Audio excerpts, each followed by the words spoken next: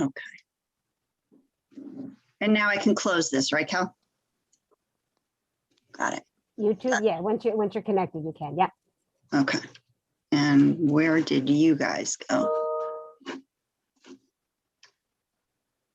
Hold on, I lost all of you guys. You're here somewhere, I assume. There you are. Hi. I was having some trouble with my laptop and I was trying to test and make sure that everything would run, but that was. Jill, I see Matt Solikowski under attendees. Okay, let me go get him.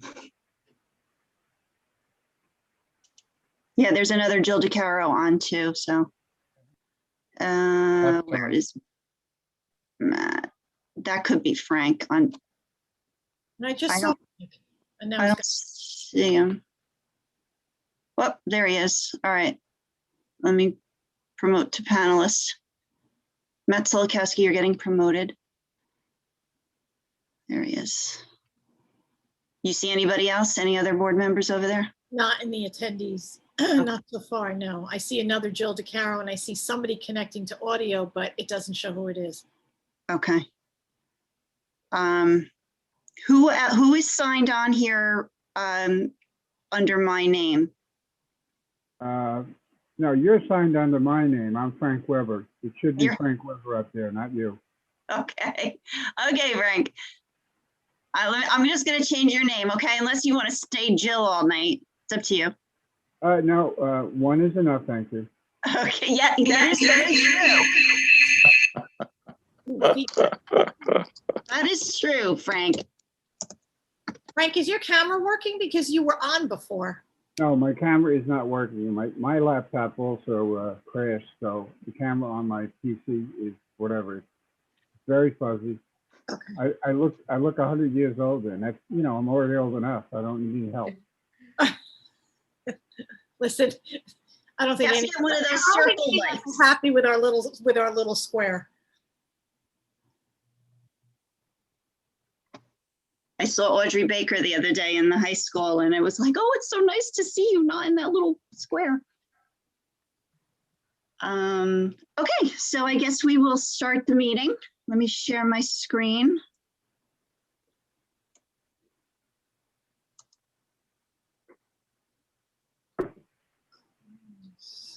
Okay, I'll get over there.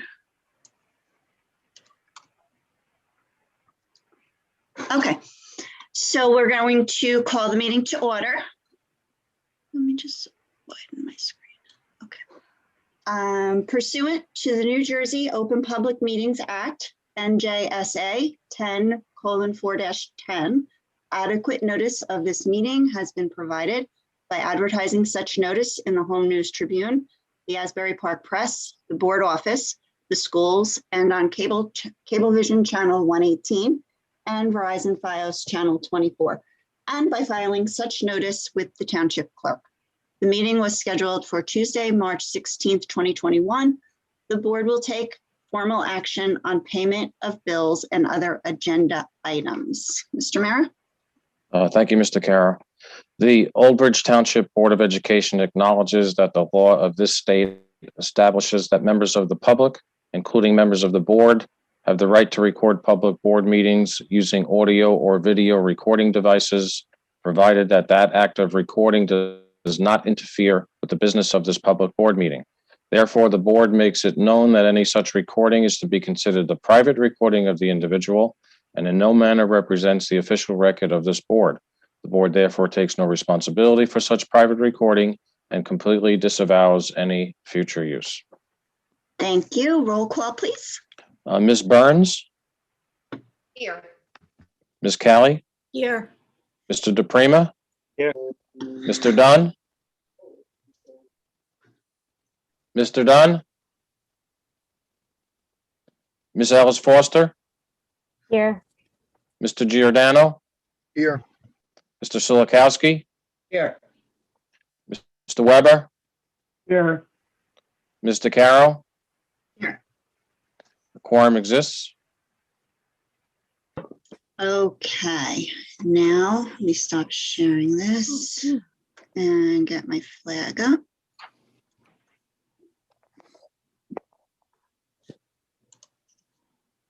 Where is it?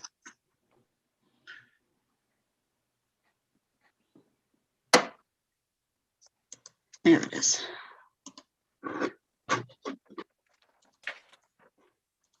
All right, and let's all stand for the pledge. I pledge allegiance to the flag of the United States of America and to the republic for which it stands, one nation, under God, indivisible, with liberty and justice for all. And if we can all please remain standing for a moment of silence.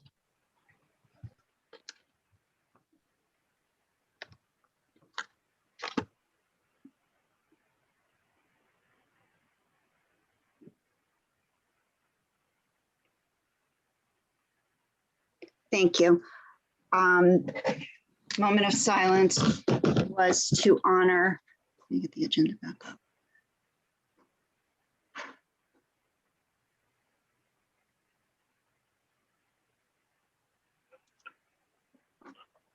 Moment of silence was to honor the death of Michael Millman, retired Old Bridge High School teacher and coach, and Dr. Timothy Charles Brennan, interim superintendent, and express its deepest sympathy to their family and friends. Madam President, Yes, sir. I just wanted to, when I spoke to Michael Millman's widow, she just wanted me to convey to everyone that not only was he a great teacher, coach, and he was a substitute in the district for many years as well, but a wonderful father, husband, and friend and neighbor to everyone who knew him. And of course, we all are grateful for the time that Dr. Brennan spent with us here in Old Bridge, and pass along our sympathy to his family as well. Thank you. Mr. Carroll, I see that Mr. Dunn appears to be here, but he did not respond present. He wasn't here at that time, so he's- Mr. Mara. Yeah, Is he? So Mr. Dunn, he's still on mute. he's muted. Yeah.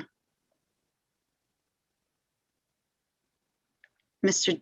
Rich, if you can just unmute and just let Mr. Mara know you're here. He might be traveling. All right. Okay, well, I can see that he's here, so. Okay, okay. Code of Ethics Corner, I believe, Ms. Sells Foster, that was you who volunteered to read today? Yes, it was. Code of Ethics Corner, highlight of the month. The board will confine his/her board action to policy making, planning, and appraisal, and help to frame policies and plans only after the board has consulted with those who will be affected by them. Thank you very much. And there are our district goals and our board goals. So next we need, I need a motion to approve the minutes. Item number 1 for I'll move February it. agenda. Kelly, Ms. Ellis Foster, and a second, Burns will second. Burns. Okay, and any discussion? Okay, roll call, Mr. Mayor. Ms. Callie, Yes. Mr. DePrima, Mr. DePrima, You're muted. Muted. Yes. Mr. Dunn. Mr. Dunn? I'm not sure what to do with Mr. Dunn. Ms. Ellis Foster, Yes, Mr. Giordano, Yes. Mr. Silikowski, Yes. Mr. Weber, Yes, Ms. Burns, Yes. Mr. Carroll, Yes. and Mr. Dunn. I'll try again. Yes. Thank you. Yeah. All Motion right. passes. Motion passes. Resolution 1 passes. Okay, oh, there he is. Hi, Dan. Next up, we have report of our student representative to the board, Mr. Dan Rita. How are you? Doing good. How are you? I'm very good. What do you have for us tonight? So, just hi everybody again. As you may know, my name is Daniel Rita, and I'm the Old Bridge High School 2020 to 2021 school president. Just want to remind you guys that we're staying strong through this virtual year, and we have been making the most of what we can, and every day just reminding ourselves that we are going to get through this. Just a reminder also that we are always here for everyone and anyone if anybody ever needs anything. Old Bridge High School's very own Red Cross Club has began a food drive in conjunction with the Old Bridge Food Bank, which began on March 1st. All non-perishable donations can be brought to the high school library or the GNC main office. And if you are reporting remote, donations can be brought after school from 12 to 2 at the main campus only, so not the GNC. Anybody can donate, so just feel free to donate if you want. We are also excited to announce that the latest fundraiser for the senior class has been announced. This year's seniors lost so much, and we want them to know that even though they did not spend much time in the building, they will always be a part of Old Bridge High School. We are selling bricks to create a senior pathway in the courtyard. And if some of you guys know, a senior privilege is to have lunch in the courtyard. And so we just wanted to commemorate that.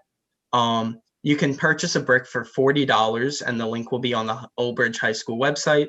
And if you don't have a senior, but you want to still contribute to this, you can still purchase a brick. Just reach out to Mrs. Obdike, and all money collected is going to be used for senior scholarships. The Senate Board has continued to meet virtually in order to keep coming up with these new events and activities, bringing us together while we are apart. You can keep up with all the new and exciting events by following us on Twitter @SenateOB. And we actually just created a new Instagram page, which is OBHS Student Senate, and that's all lowercase and all one thing. And we have Meditation Mondays, Tuesday Treat Spots, Way Back Wednesday Picks, Thursday Tunes, and Feature Fridays. So those are just some suggestions. And shout out to the amazing group of students who has actually been meeting in these committees to put this all together. I think it was our marketing committee that brought this idea. And just as always, you got this, Old Bridge, and we got you. Thank you so much, Dan. Does anybody have any questions for Dan? Nope. All right. So moving right along, we don't have recognition, correct? Mr. Cedino? Well, in a way we do. So why don't we kind of tie it all together with the recognition? It's not the recognition the board will have to vote on, but I do know that you have a musical piece for us tonight to share, put together by one of our teachers, Colin Bell, who does an instrumental music program. So if we can start off by sharing that. I know we're going to work you hard tonight, Mr. Caro. A lot of presentations, a lot of you going up there and sharing screens, and so we're going to be patient, and don't worry. I'll keep talking while you keep working. I'll do like the stretch it out for you. Okay, so, thank you. I appreciate that. Here we go. I think we're good. Okay, so Mr. Bell put this together with some of his students to show what they've been working on, and they're calling it gratitude. And gratitude for everyone, family, students, and especially educators who have worked hard through this very difficult time. Okay, here we go.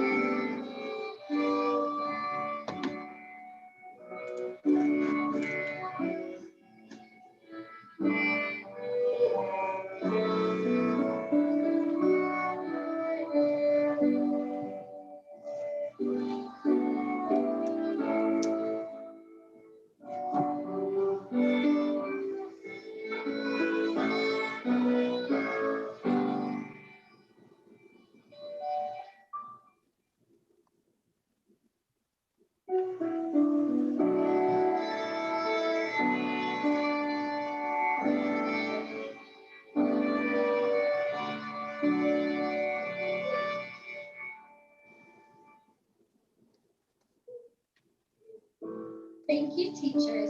Thank you, parents. Thank you to the administration and the Board of Education. Thank you, Old Bridge. Thank you, Old Bridge. Thank you, Old Bridge.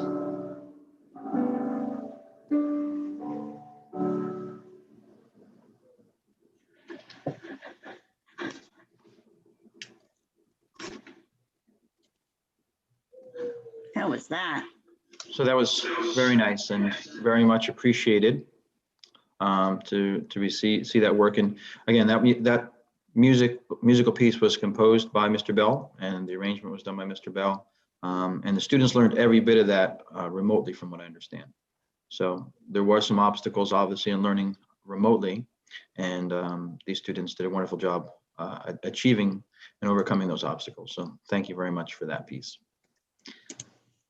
So next, we're going to go into the superintendent's report. That's a two-part report tonight. One, because as a community, as a nation, we celebrate the achievements of the wonderful women who have shaped our nation currently and historically. And that includes all of the women on this board who were elected to this position and hold a historic part of our community. So without you and your contributions to our community, we wouldn't have the abilities to, be gathered here and working together as a board for the betterment of our students. And then the less glamorous piece is that twice a year I have to do the HIB, violence and vandalism, and controlled dangerous substance usage report for the district. And this is by law that we have to do this. So we can go through the next slide, and that'll do just introduction as to this artwork that has been adopted to symbolize the observance of Women's History Month. And in it, we have students, former students from the high school. I wanted to exemplify what they did when I talk about it. This is just something that the high school does, and the students create like a wax museum where you go up and they provide any visitors to the school with the historic women throughout the time period who shaped our world. And there was always a great opportunity. And I know that some of the schools did that remotely this year. And some of the activities that began or took place this month, beginning in kindergarten, students discussed with students the impact that women have had on the history of the United States. They've read books and completed activities on famous women, including Harriet Tubman, Sally Ride, Eleanor Roosevelt, Martha Washington, and Michelle Obama. They read books and completed worksheets on various women in history in the first grade as well, including Juliet Lowe, Helen Keller, Sandra Day O'Connor. And they completed writing prompts for art projects of influential women through history. And that includes NASA astronaut Maya Jamison and Sacagawea, who helped explorers Lewis and Clark. In the second grade, our students read about women and their contributions to society, including that of Betsy Ross and the study of our flag, and how Betsy Ross' life was compared then until present. And students also made brochures about the biography, vocabulary of fun facts and comprehension questions about famous women in history, including Amelia Earhart, Kamala Harris, Queen Elizabeth, Mother Teresa, Joan of Arc. You can go to the next slide too while I'm just going through that. That just shows some of the women in history that have been selected by our students and to commemorate and write about and study about this year. In the third grade, our students investigated the lives of such women as Sally Ride, Anne Frank, and Helen Keller. They read short biographies and completed comprehensive worksheets of various women throughout the course of history. And they did a poster project about women in history. In the fourth grade, not only did they read and write research about famous women, they created a timeline of women in history and watched videos about famous women, including Malala, Maya Angelou, and Dr. Marie Curie. They also read a short biography about Eleanor Roosevelt and completed a word search on her lifetime. By fifth grade, our scholastic news was read and discussed online and remotely, and essays were written about the progress of equality and integration in today's society. The students took part in brain pops and created PowerPoint presentations about women in history and compared and contrasted them. They viewed women during the suffragist movement and women who've shaped and built our nation. And they did so also by reporting it out on Flipgrids. In middle school, students were asked to think about all the women who they've learned about since kindergarten and chose a woman in history and from their life to write a short essay comparing the impact of you and your view of the history of the world because of that woman. They viewed a video, The Birth of America, the women's movement, to acquaint students and some of them with the influential women in the early feminist movement, namely Elizabeth Cady Stanton and Susan B. Anthony. The students created posters depicting how women have helped create life and, helped create the 18th and 19th Amendments. They analyzed women's suffrage movement again and women's struggles to the right to vote. They discussed the women's contributions to our country, including women in politics and women activists. By high school, students took part in, like I said, the online version of the Wax Museum, and students reached out to researched and reached out to influential women to find out how they really advanced in their careers. Students did a showcase of their contributions about women's empowerment. So we thank and we applaud all the women locally and globally and historically who've made a tremendous impact on our lives today, here in Old Bridge and in the future. So thank you very much. Now, for the second part of the report, which is the required by law that I have to report twice a year. You can go to the next slide.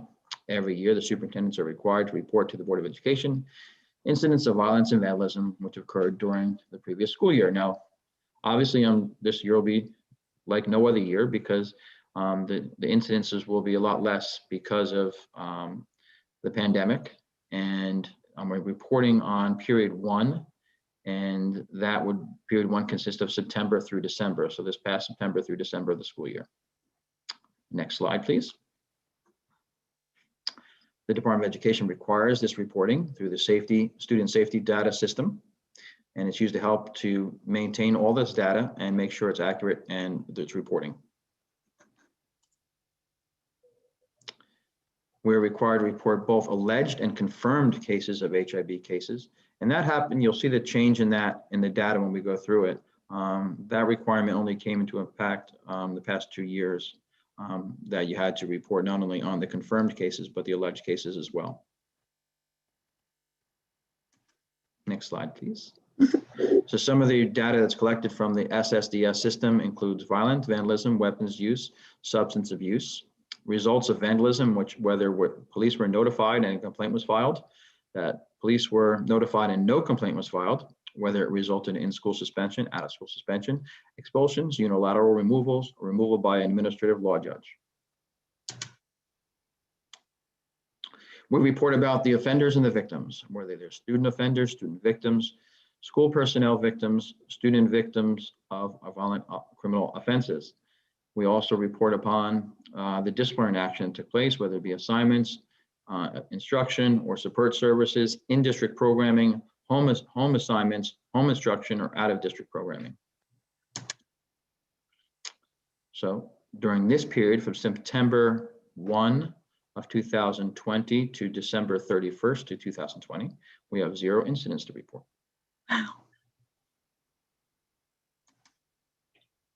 Under the HIB, because believe it or not, through the process of being online, students do tend to use online platforms. Not only school platforms, but social media platforms to bully, intimidate, harass each other or others. We did have 4 incidences of those situations where 4 incidents reported. All 4 incidences had the mandatory 10-day investigation period, and the board rendered their decision in all 4 situations. This is the comparative data for the time periods.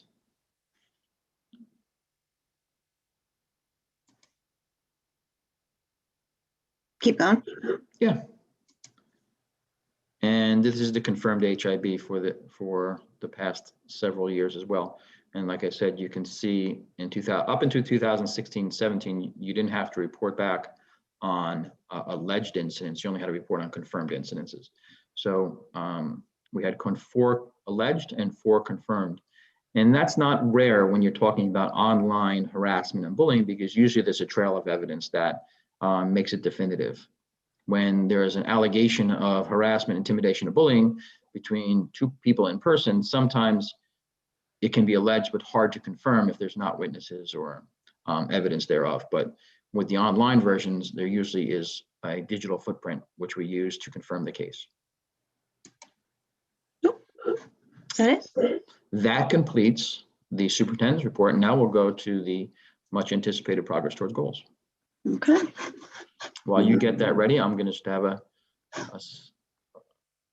thirst quencher. Okay, hold on, let me end that show. All right, shut that. And Maybe, is there any questions from the board about any of the online reporting, HIB reporting? Seeing none. okay, so we're doing the Yes. reopening plan, right? Yes. Mhm. Just want to make sure I have the right one up. Yeah. And I want to do slideshow. Ew. There we go. Okay. Okay. Okay, so as we've discussed, and this has been an evolving process, the reopening plan as laid out to the public in August of 2020 was a plan that was meant to evolve and developed with the end goal in place of students coming back to school 5 days a week. How we got to that or get to that was all dependent on the conditions within the environment here in Old Bridge and within our schools. This picture here is actually of our students in school outside, enjoying some nice weather and taking part in our Old Bridge We Are One program and doing some great hand signaling with that. But it was a great opportunity to show that we can be masked up outside, socially distant, and taking part in an activity. This overview will review the parameters for maintaining in-person instruction, rules for COVID quarantine, CDC guidelines for opening schools that were adapted and updated on the 12th of February. The district schedule from March 1st through the last day of school. And Dr. Tui also will walk us through some of the NJSLA and AP testing assessment updates. So this was the community impact chart from when we were on full remote in December in the wake of the holiday and New Year's 14 days after that, when cases were at our highest, making it difficult for the school district to open because of the number of cases in their community, number of cases that we knew of students who were positive and staff members that are positive.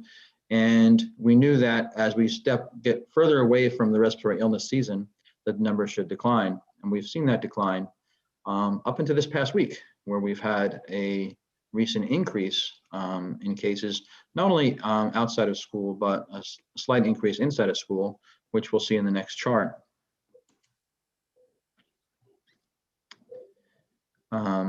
We can see as we track this information from almost the same time period that we relatively held steady on our staff positives. There's an increased number of staff positives, not dramatically, but a slight increase from the previous week. We're at 10 staff members positive as of 3/16, with 20 staff members quarantined and 3 cases pending. Student positivity is 22, 98 quarantined, and 16 cases pending. A lot of the student positivity and quarantines are the results of some of the athletic programs that we do have in the district, and some of the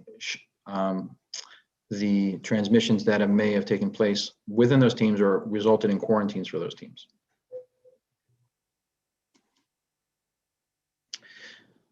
Staff vaccinations, as of today, approximately 250 staff members have signed up to be placed on a district vaccination wait list. You know, as staff members are working very hard to find vaccinations themselves, we're also trying to facilitate that as a district.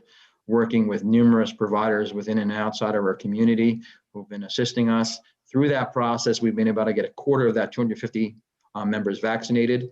Right now, it's been a little frustrating this week as a lot of the, I would say the retail pharmacy ends of it have had a slowdown in their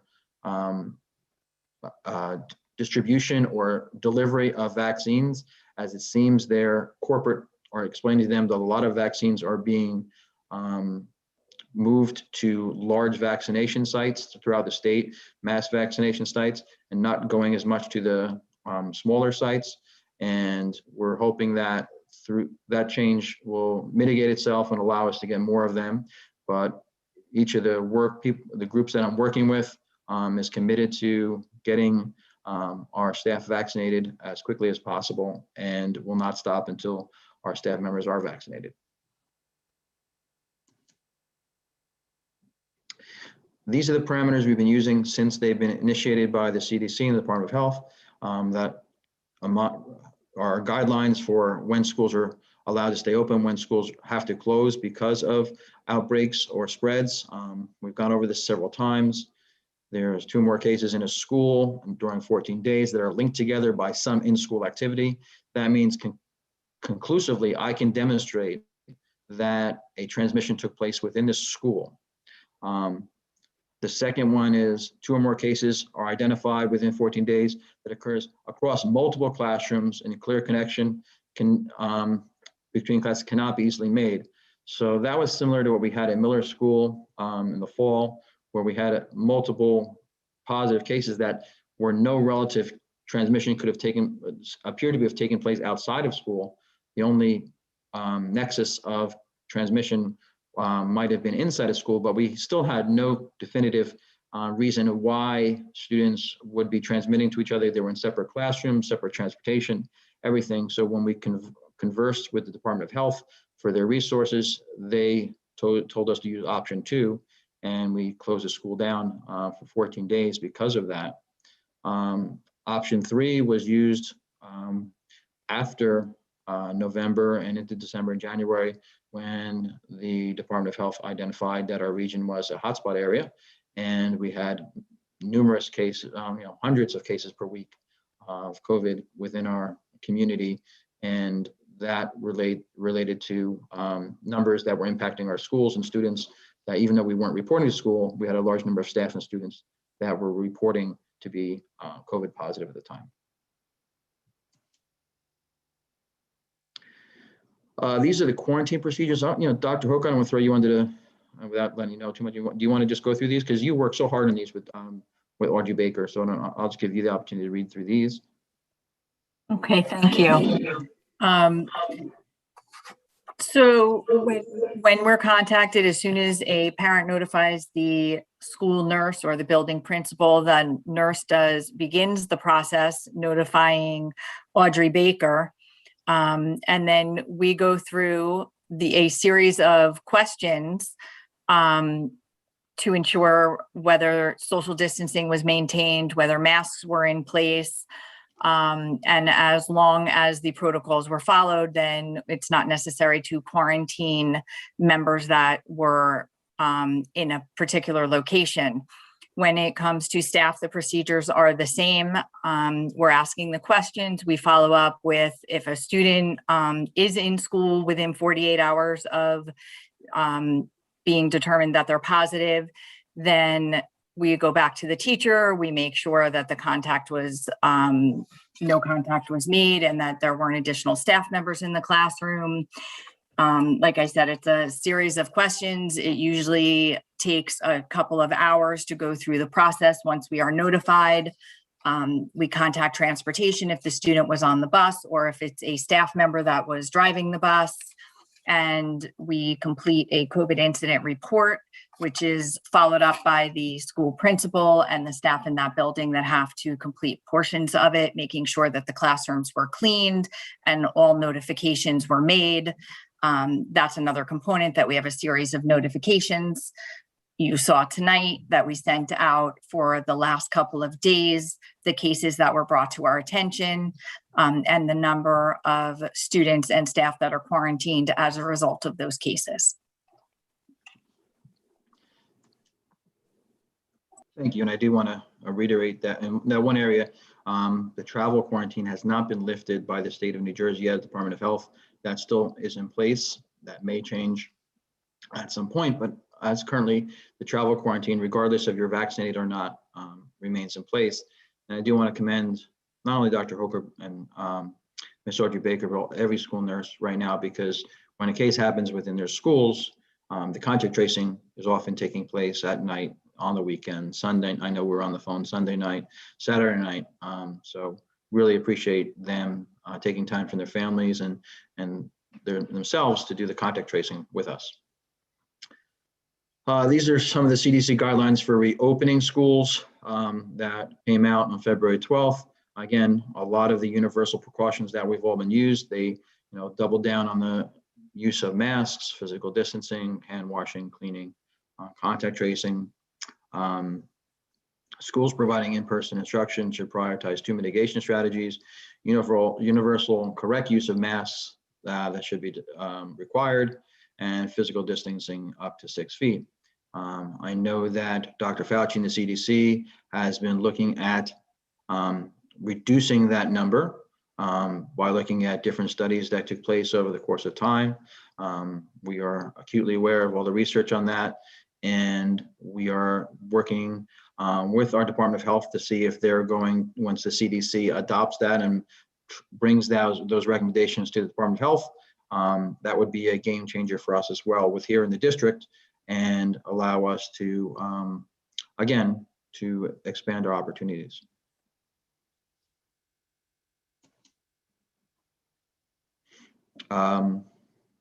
These are some of the options we're looking at for a longer full day of instruction, in which lunch would be served in this is available in the schools to extended day. One, that we're seeing a constant reduction in positive COVID cases in our schools and our community. Teachers and staff have had the availability to become vaccinated, and the county has moved from an orange zone to a yellow zone.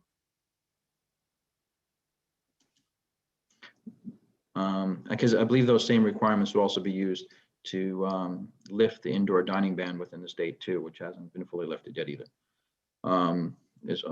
There's right now, I believe right now it's at certain capacities. So this is our AABB schedule for the current 50% cohort that we have in place right now. Students electing to attend in-school person are divided into 2 cohorts. Students who are in the silver cohort attend Mondays and Tuesdays. Students in the purple cohort, Thursdays and Fridays. Students in the gray cohort attend Monday, Tuesday, Thursday, and Friday. Monday, Tuesday, Thursday, Friday schedule would be half day in person. Wednesday is full remote. The gray cohort are all students who are in the self-contained classrooms, resource pullout, 504, ELL settings, started attending 4 days a week as of March 12th. Through March 12th, I'm sorry. Elementary students, this is a change in this, so please pay attention here. Elementary students may begin having a mask and snack break as weather allows, preferably outdoors. This is for elementary students only beginning Monday, March 22nd. Information will go out. Elementary principals will notify staff, parents of the snack updates and what will be allowed for and what's provided in their weekly update that will go out to parents as well this week. So as the weather permits and as the time changes, those students will be having outdoor time more, and preferably we'd like to have their mask and snack break outside. Dr. Tu, you want to take over here? Sounds good. Thanks, Mr. Dino. This past Monday, March 15th, we did welcome back the preschoolers in the cohorts at Glen School and at Southwood School. So kudos to Dr. Lombardi and Mrs. Foley for welcoming our preschool students with open arms, as they always do. Those students will be attending 4 days a week as part of the gray cohort on Monday, Tuesday, Thursday, and Friday. And we will continue to monitor the entrance of new students to ensure equal class size throughout the district. So we're very happy to see the increased number of preschoolers come to our school over the past 2 days. We're looking forward to seeing more students as we transition through the rest of the school year. Some of the feedback that we received specifically from students who are remote and parents who have elected up to this point to have their students remote is that the parents are looking to have their students come back prior to the fourth marking period.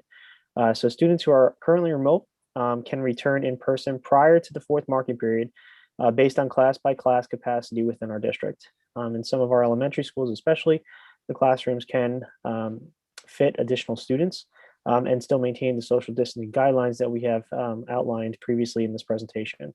If a parent is looking to have their students return to school in person prior to the beginning of the fourth marking period, which would be on or around April 12th, which would be after the break, the parent should contact the building principal or guidance staff to request a return to in-person instruction, which will be done within 5 school days or without undue delay.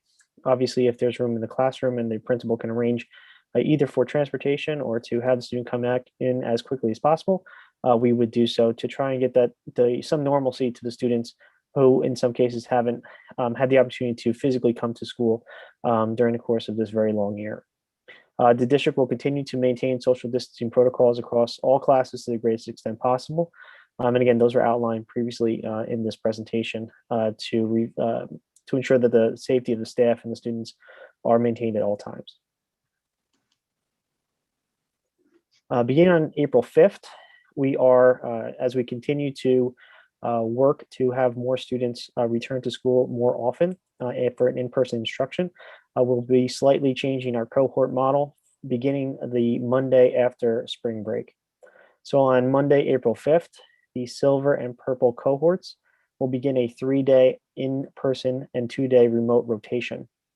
Beginning on Monday, April 5th, the gray cohort will attend all 5 days in person. So the silver cohort, for example, that first week we're returning, there's a calendar that will accompany this on the next slide, but on Monday, April 5th, Tuesday, April 6th, and Wednesday, April 7th, the silver cohort will be in person. So there'll be no remote Wednesdays after the spring break. Also that week on April 8th and April 9th, the purple cohort will be in person. The following week, on April 12th, Monday, April 12th, and Tuesday, April 13th, the silver cohort will be in person, while that second week after spring break, the Wednesday, April 14th, Thursday, April 15th, and Friday, April 16th, the purple cohort will be in person. The pattern will continue through April, and all days will remain on an early dismissal schedule until further notice. Beginning on May 3rd, and this is a shift that we are looking to move forward to based on the parameters that had been discussed previously.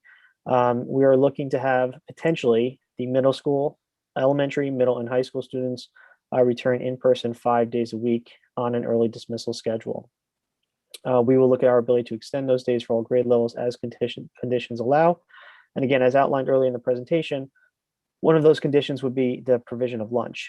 And so it would be very difficult to extend that early dismissal day without obviously having students being able to consume lunch during the academic day. The extension to the 5-day a week would be, again, contingent on what we see in the community. And hopefully as the numbers continue to trend downward, we will be in a much better situation to have the students potentially return beginning on Monday, May 3rd, to a 5-day a week sense of normalcy on an early dismissal schedule. This is a visual depiction of what was just described. So for today, March 16th, the silver cohort was in person. Tomorrow is a remote day. Thursday, Friday of this week, the purple cohort will be in person, and the same schedule will remain for next week, the week of March 22nd.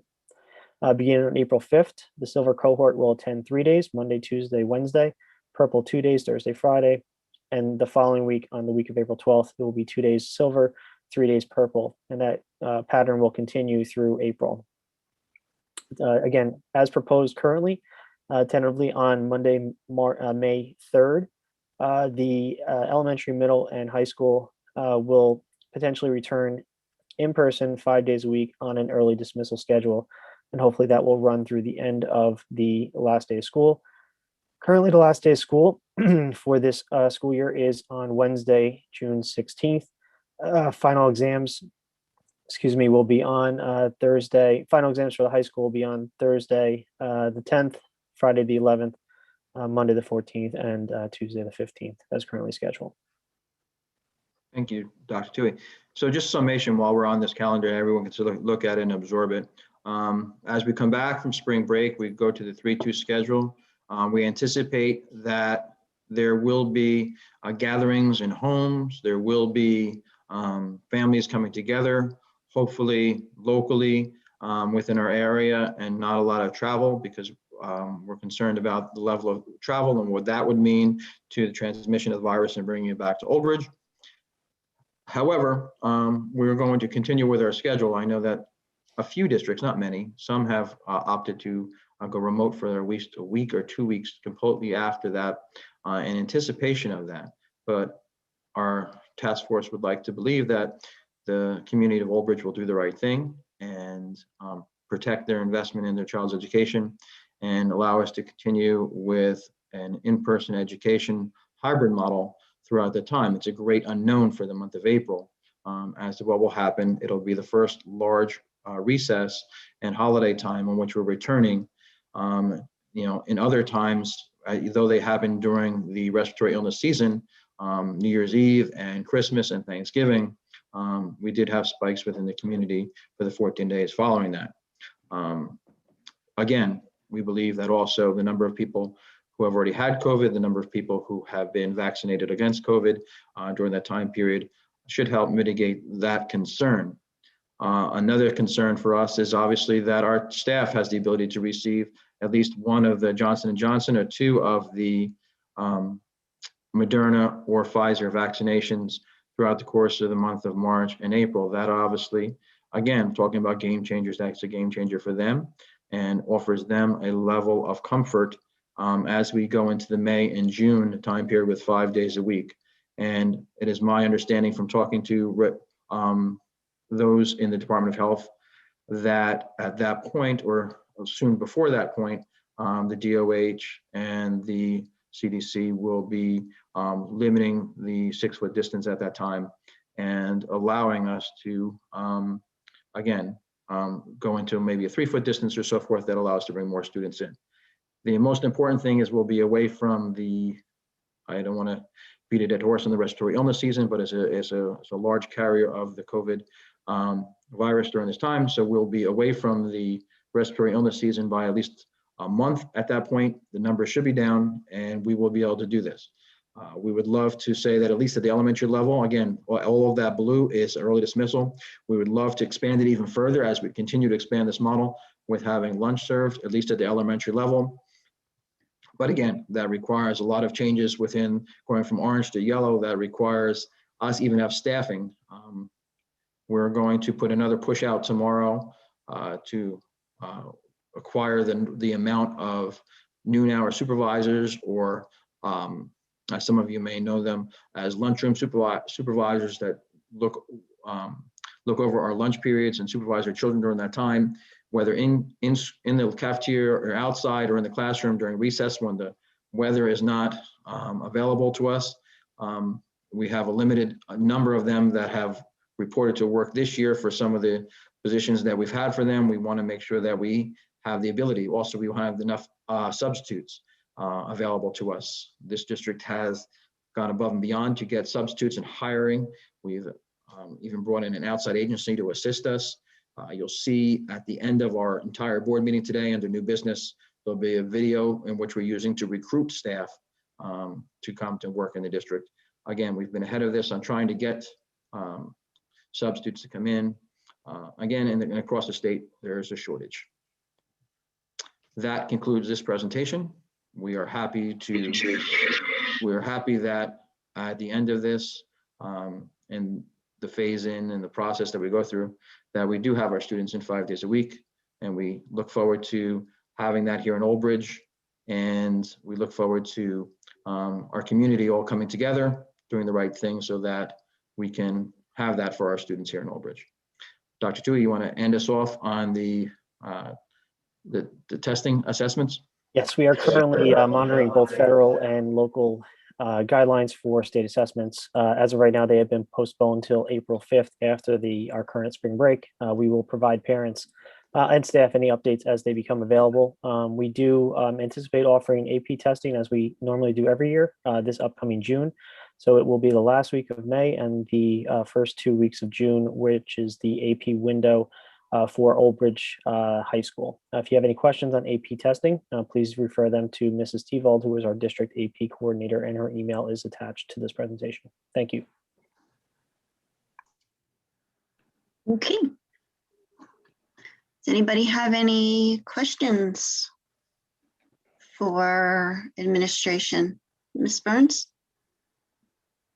Hey, yeah, I have 2 questions. One is about students who are remote and they're choosing not to go back. How will those assessments be handled?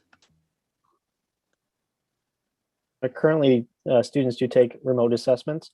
They do it at all grade levels, so they would still be required to take the same assessments that their cohort is taking in school. They would just do so remotely.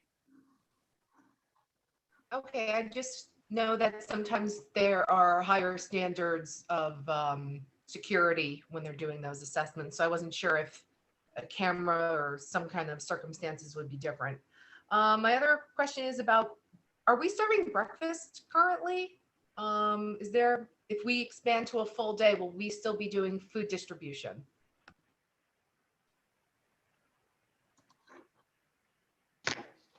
If we go to a full day and we have the students in place, most likely, again, we're working with Aramark on this, but most likely we would go to again, for the full day, we'd go to quick lunch meals, meals that would be easier for students and quicker for students to have, because our goal is not to have them inside the building as much as possible during those lunch breaks, have less inside and more outside, even bag lunches that they could take with them outside, and not sitting down with spaghetti and meatballs and a fork and everything else. As far as providing for breakfast for those students, I know right now what they're doing is they're getting, for the students who are requesting and requiring it, they're getting picked up all of the meals for the day. So it has their lunches in it because they are having lunch at home, and their breakfast in it to eat prior to coming to school. So we might have to, if we adapt to just lunch in school, again, we'll go through discussions with Aramark.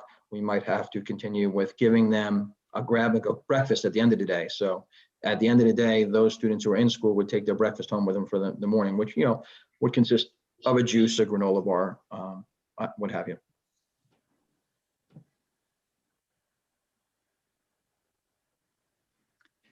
Would anyone else, does anybody else have any questions before we move on? Kelly? Yeah, just one thing, and I'm sorry, Mr. Sedadina, you might have said this. Is the presentation going to be on the district website tomorrow? Not only is it going to be on the district website, it'll also be a link to it will be sent home to all parents with a weekly update tomorrow. Okay, thank you. Excellent. Anyone else? Rich? Madam President, yeah, I just want to ask a quick question. Now, regarding the feasibility and a possibility of going back full time, 5 days a week, my question to Superintendent Sedadino is when do you anticipate that? Is that something that's in the cards this year? I think based upon my knowledge and seeing the data that you're seeing, it's in all likelihood, there would be a window to go back 5 days. Is that our intention, Mr. Sedadino? During the presentation, we talked about that our intention for all students going back 5 days would begin on May 3rd and through June 16th. The only caveat is whether it's an early dismissal or whether it's a full day. That is yet to be determined. Again, with the secondary, it probably would be an early dismissal throughout the course of till June 16th, but with the elementary, with the right conditions in place and the right staffing in place, again, and we're going to look for those new hour supervisors to come back, and if we can't get enough, then we'll hire new ones for the positions and for next year. That would be one of the larger conditions. And we understand, a lot of people in those positions have not opted to come back because of whatever health concerns and again, the ability to get a vaccine, I guess, I'm sure would be a game changer for them too. But right now, the plan as it stands is that all students come back 5 days a week, beginning on May 3rd through June 16th. Excellent. Thank you. I just wanted you to reaffirm that because I want people to hear that, the administration and your team has worked tirelessly with members of the community to get kids back in school. And I know that, it's a long time coming to get to that point, but you know what, we've gone through the hurdles, we've gone through the process, and now the roadmap is in front of us. So, I know that there were a lot of parents out there who were upset. Now, they see that, we are on the right track and the right road. And I hope that this gives them some solace that, we are getting the kids back in school this year. Thank you, Dave. Much appreciated. Right. And just to piggyback that is, it's evolving that process too. So, right after spring break, it's alternating 3 days a week, then to the 5 days a week, the following 4 weeks later is 5 days a week. Okay. Anyone else? All right. Correspondence, Mr. Mara? There's no correspondence, Mr. Kara. All right. And do we have any special committee reports? We had a committee meeting several weeks ago, and Dr. Tui made the presentation twice. He did it last week, and he did it the week before at my meeting. And I don't want to put him on the spot for a third time because it's about 45 minutes long. Dr. Tui, would you like to give a maybe 1 minute breakdown? That's about it. We're looking I know we went over block scheduling and the course book for next year. 1 minute, that's all you have. Yes, sir. Okay. So we're looking to move to block scheduling on the secondary level, high school and middle school, and continue to work with the OBA to hammer out some language to address those potential changes. We're looking to make slight adjustments to the high school grading policy and to implement standards-based report cards on the elementary level. Thank you. Thank you, Dr. Tui. Our You next have meeting like will 10 be seconds to spare, Dr. Tui. Very good. Our next meeting will be right after spring break. I'll come up with the date. Thank you. Thank you, Mr. Solkowski. Ms. Callie, did you? I did have my hand raised. I'm just not loud enough, I guess.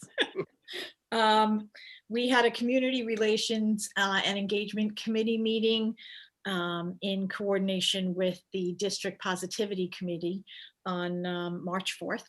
And again, these meetings so far have all been to meet together with the positivity committee.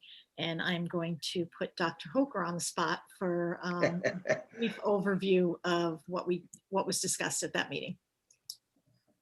Thank you, Mrs. Callie. So an update from information that was shared last week, we wrapped up Youth Art Month. We had our students participate in hundreds of hours of creativity that was shared through Flipgrid.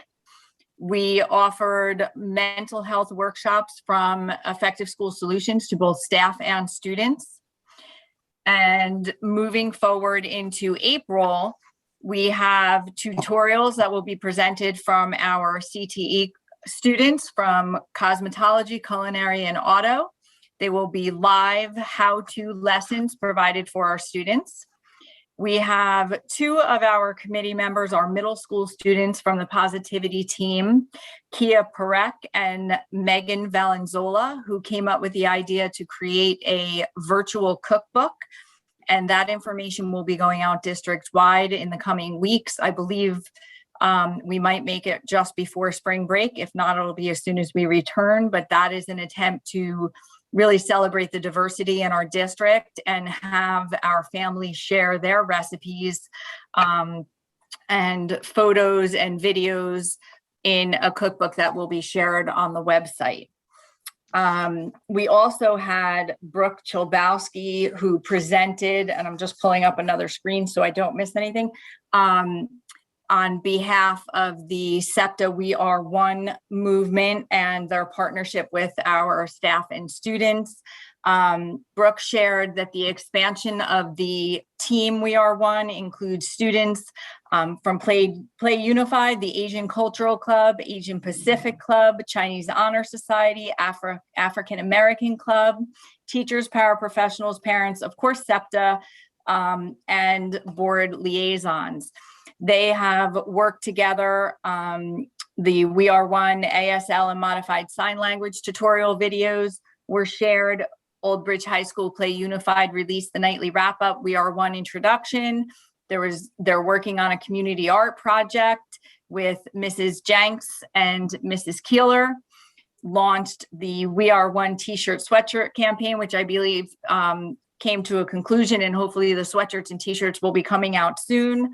And they are continuing together to plan and organize workshops with SEPTA, provide teacher toolboxes, and there's multiple lengthy agendas from the We Are One campaign. And this presentation from Ms. Chobowski will also be on the district website so that you can see additional details. And I believe that's it for now. Thank you, Dr. Hoker. We don't currently have another meeting scheduled, but these meetings are open to the public. And as I've told Dr. Hoker, I think at every meeting, this is my favorite meeting, has become my favorite meeting of the month. So I encourage everybody to attend. The creating of the District Positivity Committee has been a wonderful thing. And I encourage everybody to go onto the website and participate in the great activities that they have. And that's it. Thank you. Thank you, Mrs. Callie. Okay. Madam President, Yes, Mr. Dunn. just real quick, I just want to say that, yeah, we did have a committee of a whole for finance on February 18th, as we all know. You know, that was the opportunity for the Board of Education to understand the 21-22 budget that is being finalized. As we know, we're still in that sequestration period where the state is taking millions of dollars from us, and it's been a very difficult process, as we all know. And the board is doing its best to make sure that we provide the finest education possible with the dollars that we have. And, there was a lot of information presented at that meeting. I'm not going to get into detail, but, we're looking to keep most of the programs, or if not all, in place, and more to come on the budget. And I know that we're working diligently to get that in place with the county, and then eventually we'll have a vote to finalize. But with that said, I want to assure the public that, we are, as a board, making sure that the quality of education will not be affected based upon Trenton's inefficiencies and their formulas for educational dollars. And rest assured, we're doing the right thing, and the quality of our education in Old Bridge will not be affected. Thank you. Thank you, Mr. Dunn. Is anybody else? Are we all good? Anybody? No. I'm moving I have the attendees little thing here. That's why I'm looking around it. Okay, with that, we are going to move to the hearing of the residents on agenda items only. Okay, and remember, at the end of the meeting, the public will have a chance to speak on any school issue. This portion is for agenda items only. So when I call on you, I'm going to ask you to unmute yourself and please identify yourself. Okay, thank you. So first up is Brooke. If you unmute yourself, please identify yourself and you can speak. Hi, this is Brooke Richards Patterson. My son is a second grader and my daughter's a senior.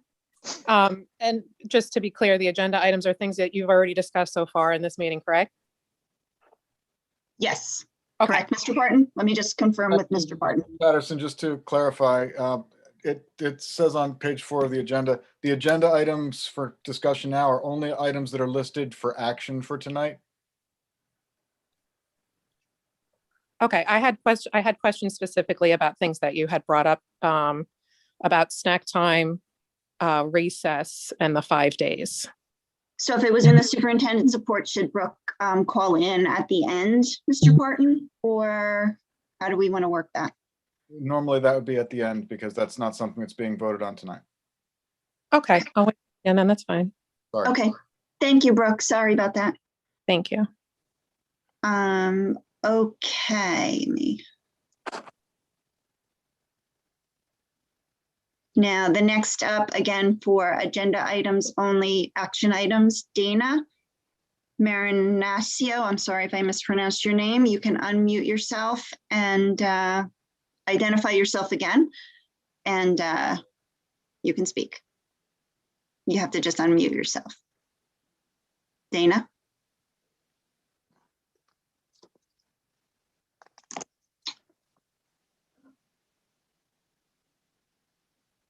Dana? All right. Dana's having trouble, I guess, unmuting herself.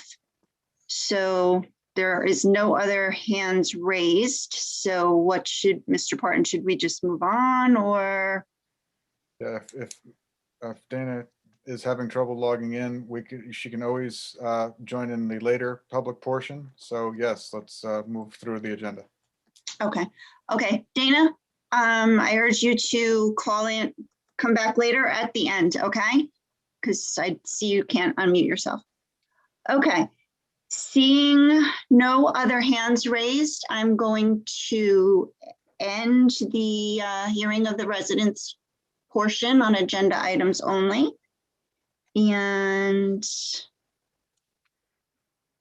let me get the, hold on. Sorry. Talk amongst yourselves for 2 seconds. No, just kidding. Hold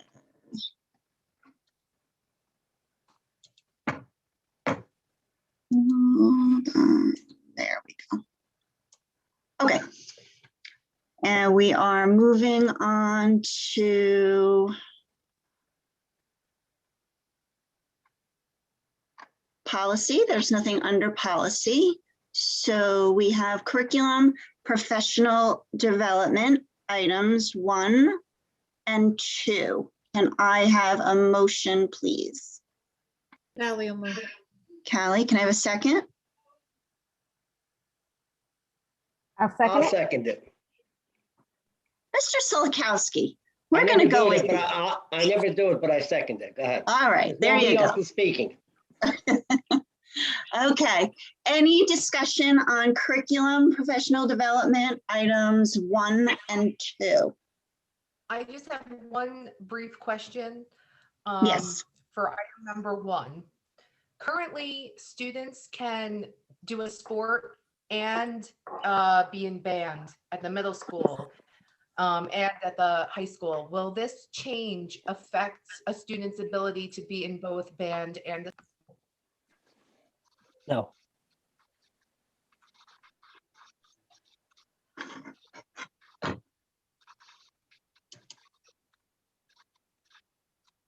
I'm sorry, did you, right now the answer is no. It will not affect the students after after school ability to participate in a sport and band. All right, thank you.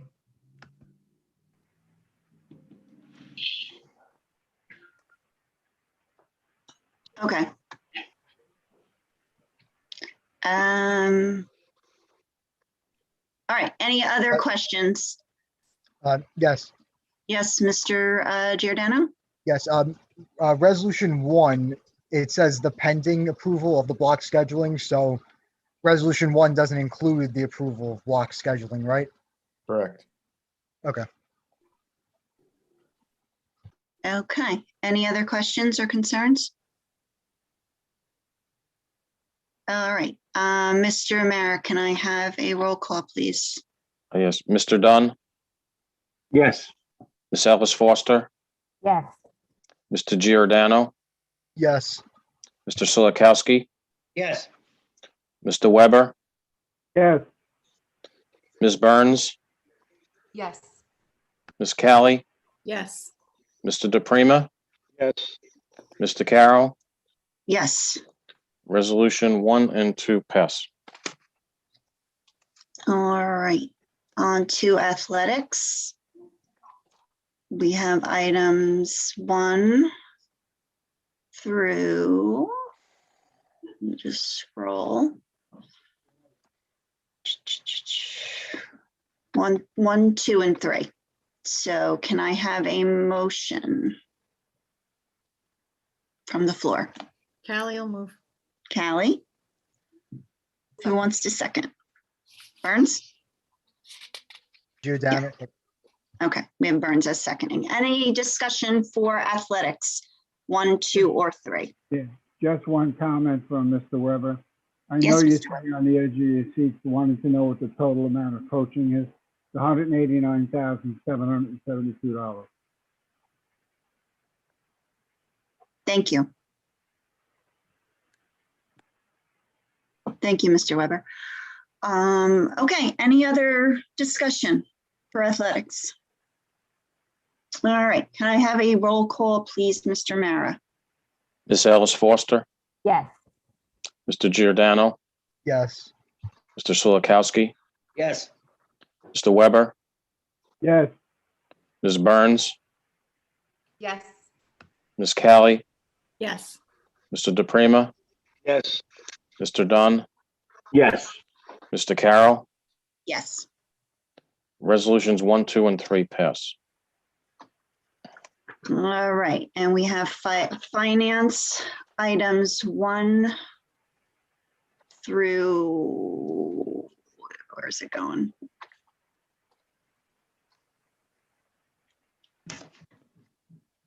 One to 16. Thank you. 1 through 16. Can I have a motion for finance items 1 through 16? I'll make a motion, items 1 through 16, finance, Madam President. Okay, can I have a second? Weber will second. Mr. Weber, any discussion? Yeah, Mr. Carroll, on item number 16, Oops. the resolution says, be it further resolved that the public hearing will be held in Old Bridge High School main TV studio. We need to change that to a public hearing will be held via the Zoom platform. Okay. Via the Zoom platform. All righty. Thank you. Okay. Any other discussion on anything relating to finance?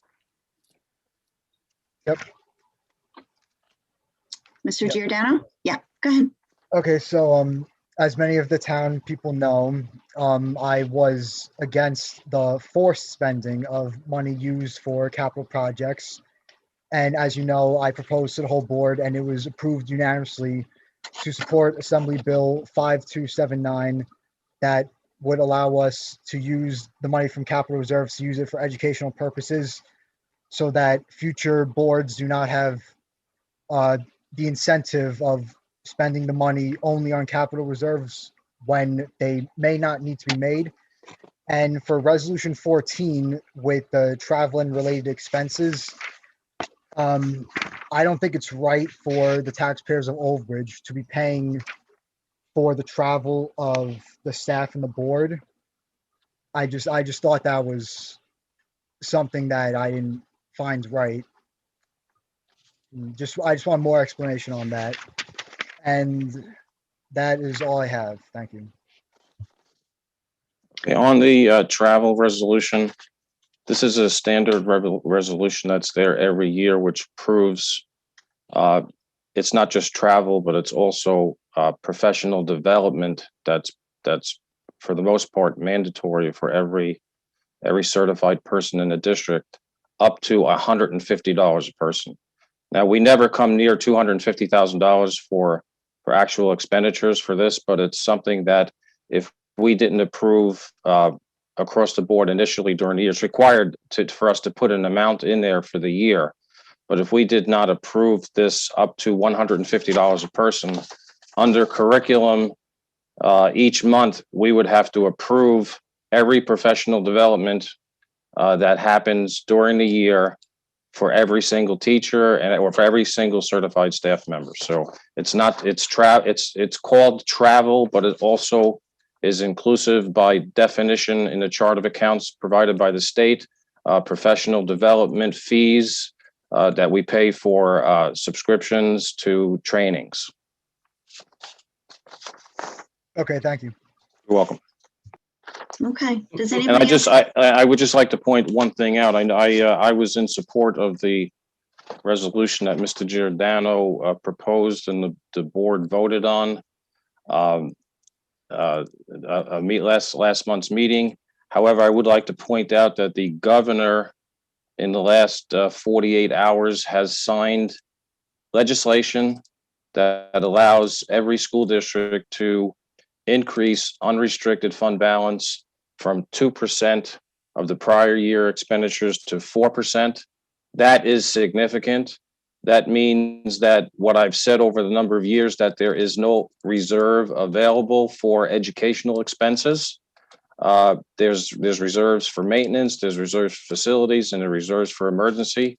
Now, by increasing the unrestricted fund balance from 2% to 4%, and in our case, from roughly $3 million to $6 million, we will have access to funds that we need for future to offset future cuts that the state that are headed in our direction as a result of the S4 formula. So that was a big change.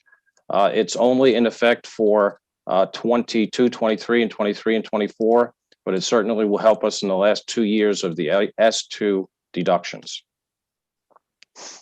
Thank you, Madam President. Just to clarify, also the legislation that Mr. Giordano was referring to with moving the capital reserves, that bill is only also for only S2 districts and only for as long as the cuts are being made, like just through the 24-25 school years, I believe. And there's specific parameters with that. Am I correct in that?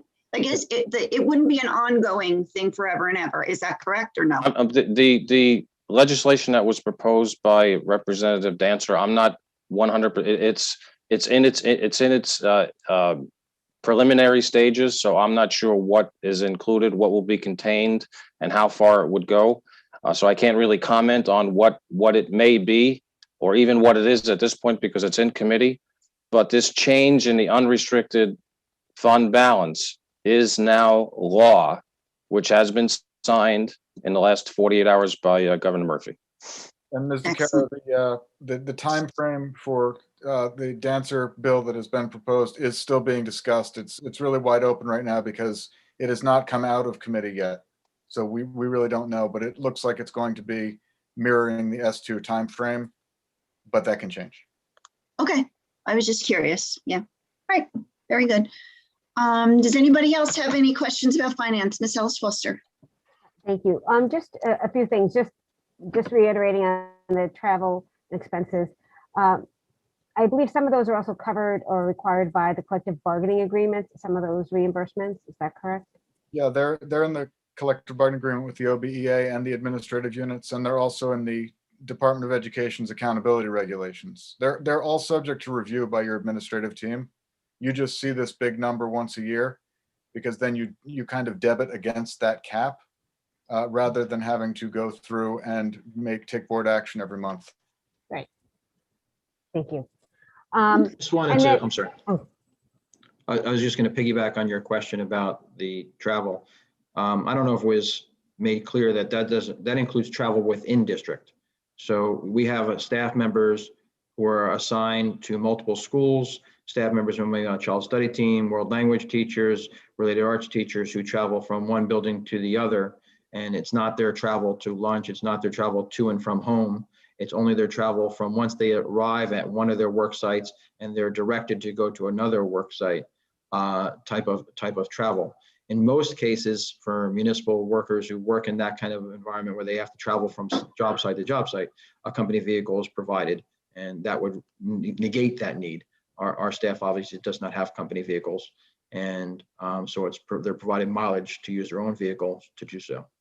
And just let me continue. So the federal mileage rate for reimbursement for any individual that works in the private sector is approximately 55 cents per mile. For educational, for people who are involved in education, the reimbursement rate is something like 32 cents. It's ridiculous. So it's a very minimal amount. And just to clarify that board members, the only kind of reimbursement we get is really when we would have our annual training, which we haven't had off-site in 2 years. And that as volunteers and not paid, I think some of us, it costs to be on the board as it is, and we don't mind, contributing, but the attendance at a conference, as non-paid members, it typically covers that too. And the other thing I wanted to make clear also for the public, that we're not voting on the budget today. This is just the introduction of it.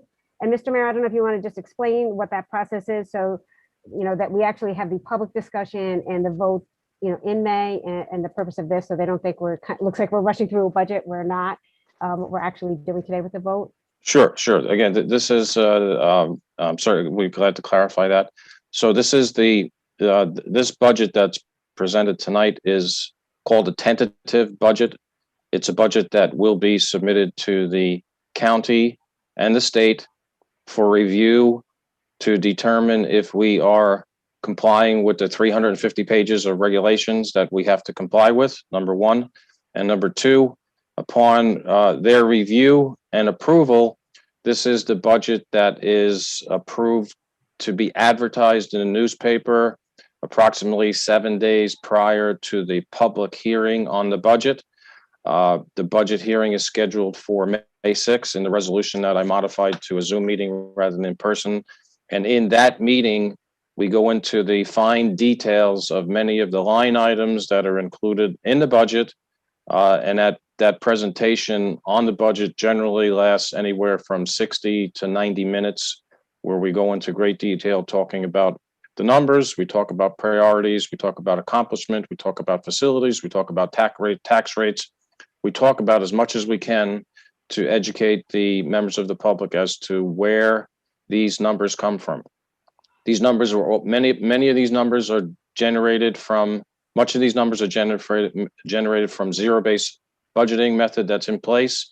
But again, this is tentative, preliminary, and subject to change between now and May 6th. And what will happen is we do not change this during the interim, but if a change happens on May 6th, we are actually able to change the budget.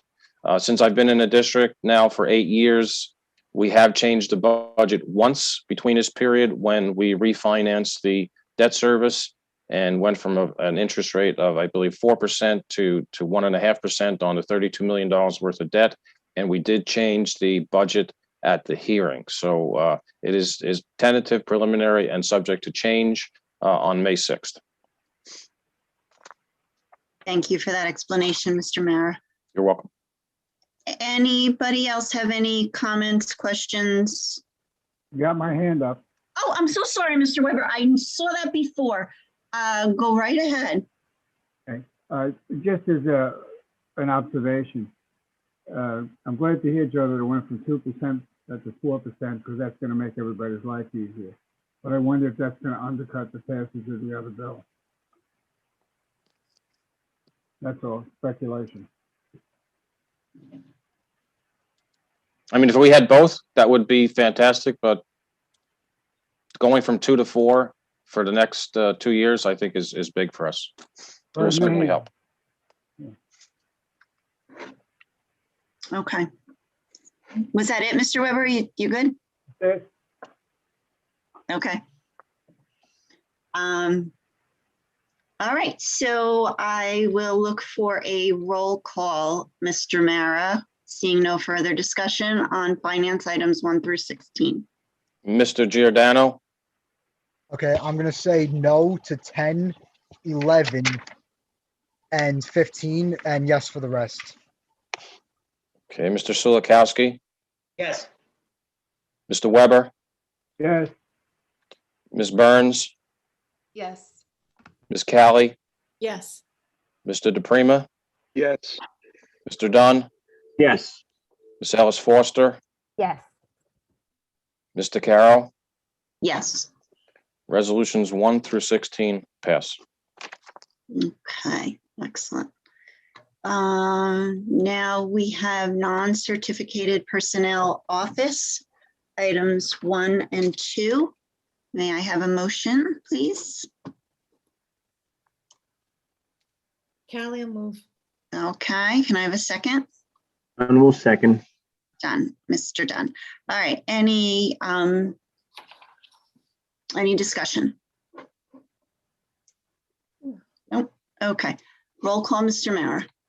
Mr. Sulikowski, Yes. Mr. Weber, Yes. Ms. Burns, Yes. Ms. Callie, Yes. Mr. DePrima, Yes. Mr. Dunn, Yes. Ms. Ellis Foster, Yes. Mr. Giordano, Yes. Mr. Carroll. Yes. Resolution 1 and 2 pass. All right. Non-certificated personnel operational items 1, 2, and 3. Can I have a motion from the floor, please? I'll move it. Ms. Ellis Foster, second. Giordano, second. Giordano. Any discussion? Non-certificated personnel operational, any discussion? Seeing no discussion, can I have a roll call, Mr. Mara? Mr. Weber, Yes. Ms. Burns, Yes. Ms. Callie, Yes. Mr. DePrima, Yes. Mr. Dunn, Yes. Ms. Ellis Foster, Yes. Mr. Giordano, Yes. Mr. Sulikowski, Yes. Mr. Carroll. Yes. Resolution 1, 2, and 3 pass. Okay, so we have non-certificated personnel other now. And I really should have had a hard copy in front of me, so. We have items 1 through. Where's that? What's that number? 1 through 4. Thank you. 1 through 4. It's Any- 1 through 5, though. It's 1 Is through it 1 5. through It is 1 through 5? It's 5. Sorry about that. Okay. I'm sorry if I'm making everyone dizzy scrolling. It's 1 through 5. 4. 1 through. I'm very confused right now. I see only 1 through 4. Yeah, 1 through 4. yeah. 1 through 4. It's 1 through 5. It says, That's just a typo in the voting chart. Yeah. So just move 1 through 4. all right. Okay. So can I have a motion, please? Callie will move. It says 1 through 4. Can I have a second? Anybody? Dunn will second. Thank you, Mr. Dunn. Any discussion? Non-certificated personnel other, items 1 through 4. Sorry, real quickly, can you explain the 8% bus salary increase? I'm just curious, where that came from? Like, Sure. Mr. Tui? Okay, Yes, sorry. paraprofessionals receive a percentage, 10% increase on their base pay if they are assigned bus duty to help with students on and off the buses. These students have some either mobility issues or some elopement concerns, and therefore the paraprofessionals are necessary to support those students as they enter the school building and exit the school building. Earlier in the year, the paraprofessionals were placed on a 6%. Because they were working 3 days in person. That was back in October. Now we have moved up to 4 days in many cases, and therefore the paraprofessionals moved from 6% of their salary to 8% of their salary. And when we hopefully transition to 5 days on May 3rd, another agenda item will be on the May agenda to outline a 10%, which is what is contractually obligated in the contract for paraprofessionals.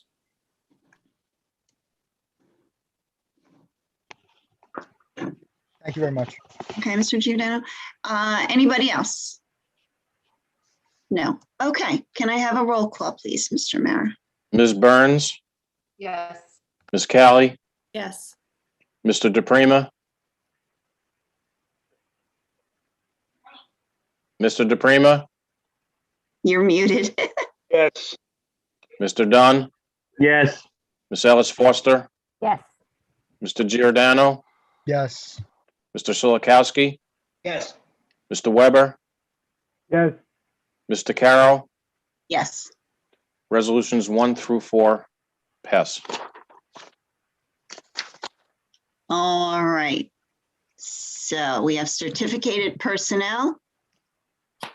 I really should have had I don't have a hard copy in front of me. Items 1 through, 18. thank you. Items 1 through, I'd like to read item 1. okay, should we make a motion first? Then we'll make a motion to move certificated personnel items 1 through 18, Madam President. Okay, can I have a second, please? Frank Weber will second. All right, Mr. Weber will second. Now, Mr. Weber, can you please read item number 1? And again, I apologize for all this scrolling. Let me get back up there. Move the board approve the retirement of the following staff members with deep appreciation for their years of dedicated service to the district. Fern Kaufman, Memorial School, grade 2, 25 years, effective July 1st, 21. Donna Thomas, McDivitt School, grade 1, 20 years, effective 10/1/21. Denise Levine, Carl Sandburg Middle School, math, 18 years of service and effective April 1st, 21. Karen Manasseh Wallstein, Old Bridge High School librarian, 28 years of service, effective July 1st, 21. Congratulations to all and enjoy your retirement. Thank you, Mr. Weber. Frank, you have a total of 81 years. You forgot to say that. Yeah, listen, I'm only 5 years away from that cumulatively myself. That's good. Okay. Okay, yes, congratulations on your retirements. Would anyone else like to comment? Any comments or concerns or questions about certificated personnel? Yep. Who's, Giordano. go ahead, Mr. Okay, go ahead. Okay, Tim. resolution 1, I have had Ms. Kaufman for 4th grade and Ms. Wallstein as our librarian and leader of the Red Cross Club when I was going to high school. So I thank them both personally for their service to my education. And now for the rest of the resolutions, are these all paid through the CARES Act? Because a lot of them say CARES, and I just want to be have a reconfirmation of that. Wherever you see account number 20, I believe it's 20477. You see on that number 7, that indicates that it's being paid by CARES funding. See 20-477, that's the CARES funding account number. Okay. All right. Wonderful. Thank you. You're welcome. Okay. Anybody else? All righty, seeing no other discussion, can we have a roll call, Mr. Mara? Ms. Callie, Yes. Mr. DePrima, Yes. Mr. Dunn, Yes. Ms. Ellis Foster, Yes. Mr. Giordano, Yes. Mr. Silikowski, Yes. Mr. Weber, Yes. Ms. Burns, Yes. Mr. Carroll. Yes. Resolutions 1 through 18 pass. Okay, and there's nothing under non-certificated personnel transportation. So now we have supplies, equipment, and services. Get down here. 1 through 7. Can I have a motion, please? I'll move it. Mr. Weber, can I have a second? A second. Ms. Ellis Foster, any discussion on supplies, equipment, and services, items 1 through 7? Yes, I'm going to separate 5 and 6 for voting. Okay, so you want to vote for 5 and 6 together, but separately from the other? Or do you want to vote for 5 and 6 separately? Do you know what I mean? Yeah, no, 5 and 6 together, but separate from the rest. Got it. Yes, thank Okay. All right, so does anybody have any discussion on items 1 through 4 and item 7? No. Okay, so can we have a roll call on that, Mr. Mara? Yes, okay. On items 1 through 4 and number 7, Mr. Dunn, Yes. Ms. Ellis Foster, Yes. Mr. Giordano, Yes. Mr. Silikowski, Yes. Mr. Weber, Yes. Ms. Burns, Yes. Ms. Kelly, Yes. Mr. DePrima, Yes. Mr. Carroll. Yes. Okay, resolutions 1 through 4 and number 7 pass. Okay, and now we have, do I need to make another motion? No, you just No. need discussion and vote on 5. and Okay. Okay, so do we need, is there any discussion on items number 5 and 6? Mr. Giordano, did you have any discussion on that or? But this just goes back earlier to my feelings on the Lombardi purchase and the addition of the purchase with the amendment to pay the extra money to fix the turning. We discussed that at the last meeting. So I don't know if Mr. Sedino or Mr. Mara, if you want to explain that more now for the public. Well, first, let me just say number 6, before I'll let Mr. Cittadino explain number 5, but number 6, whenever the district undertakes a capital project to this extent, prior to us actually doing the project, the architect of record for the district has to apply to the state for approval of that project. And we're really not supposed to start the project until that approval is forthcoming. However, under COVID, the state has been a little more lenient in allowing districts to start projects, but item number 6 is just simply a request from the state to approve this project. Mr. Cittadino, would you like to elaborate on number 5? And the change in the cost? Sure, the change in the cost is reflective of it wasn't the NJSAA, it's the governing body that oversees the racing and events. I don't have it in front of me. It put new guidelines and guidance involved for exchange areas on a track for relay events.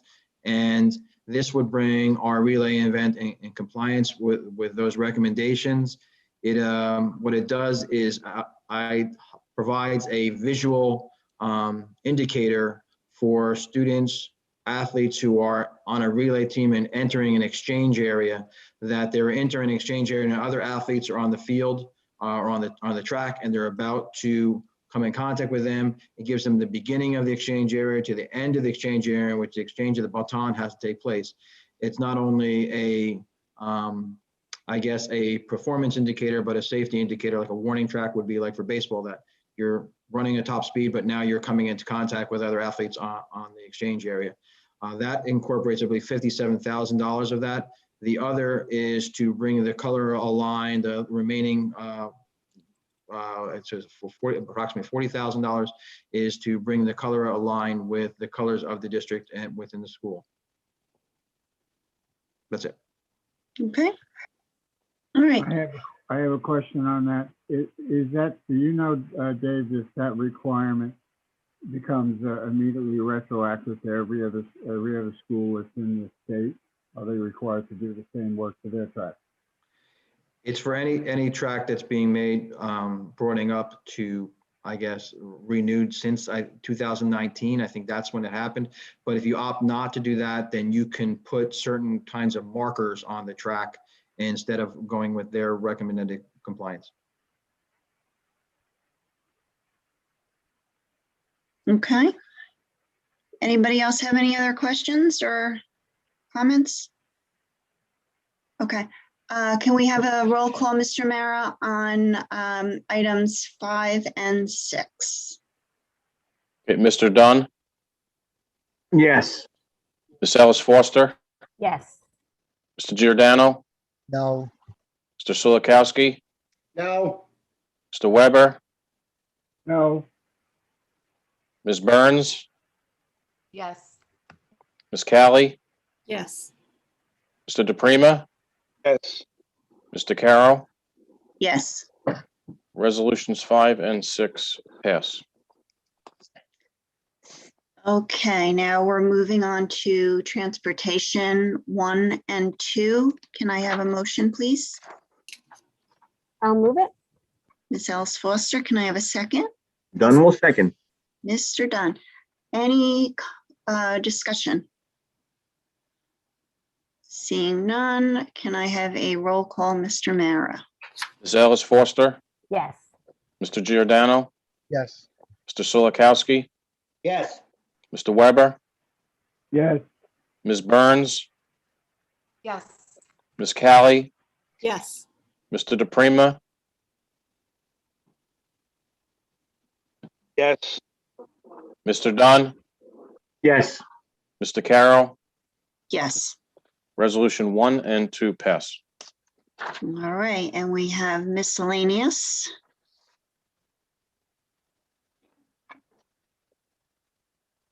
One through 5. Can I have a motion from the floor? Callie will move.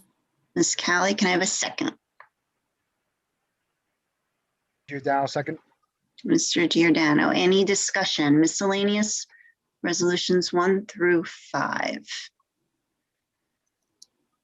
Seeing no discussion, can we have a roll call, please? Mr. Giordano, Yes. Mr. Sulikowski, Yes. Mr. Weber, Yes. Ms. Burns, Yes. Ms. Callie, Yes.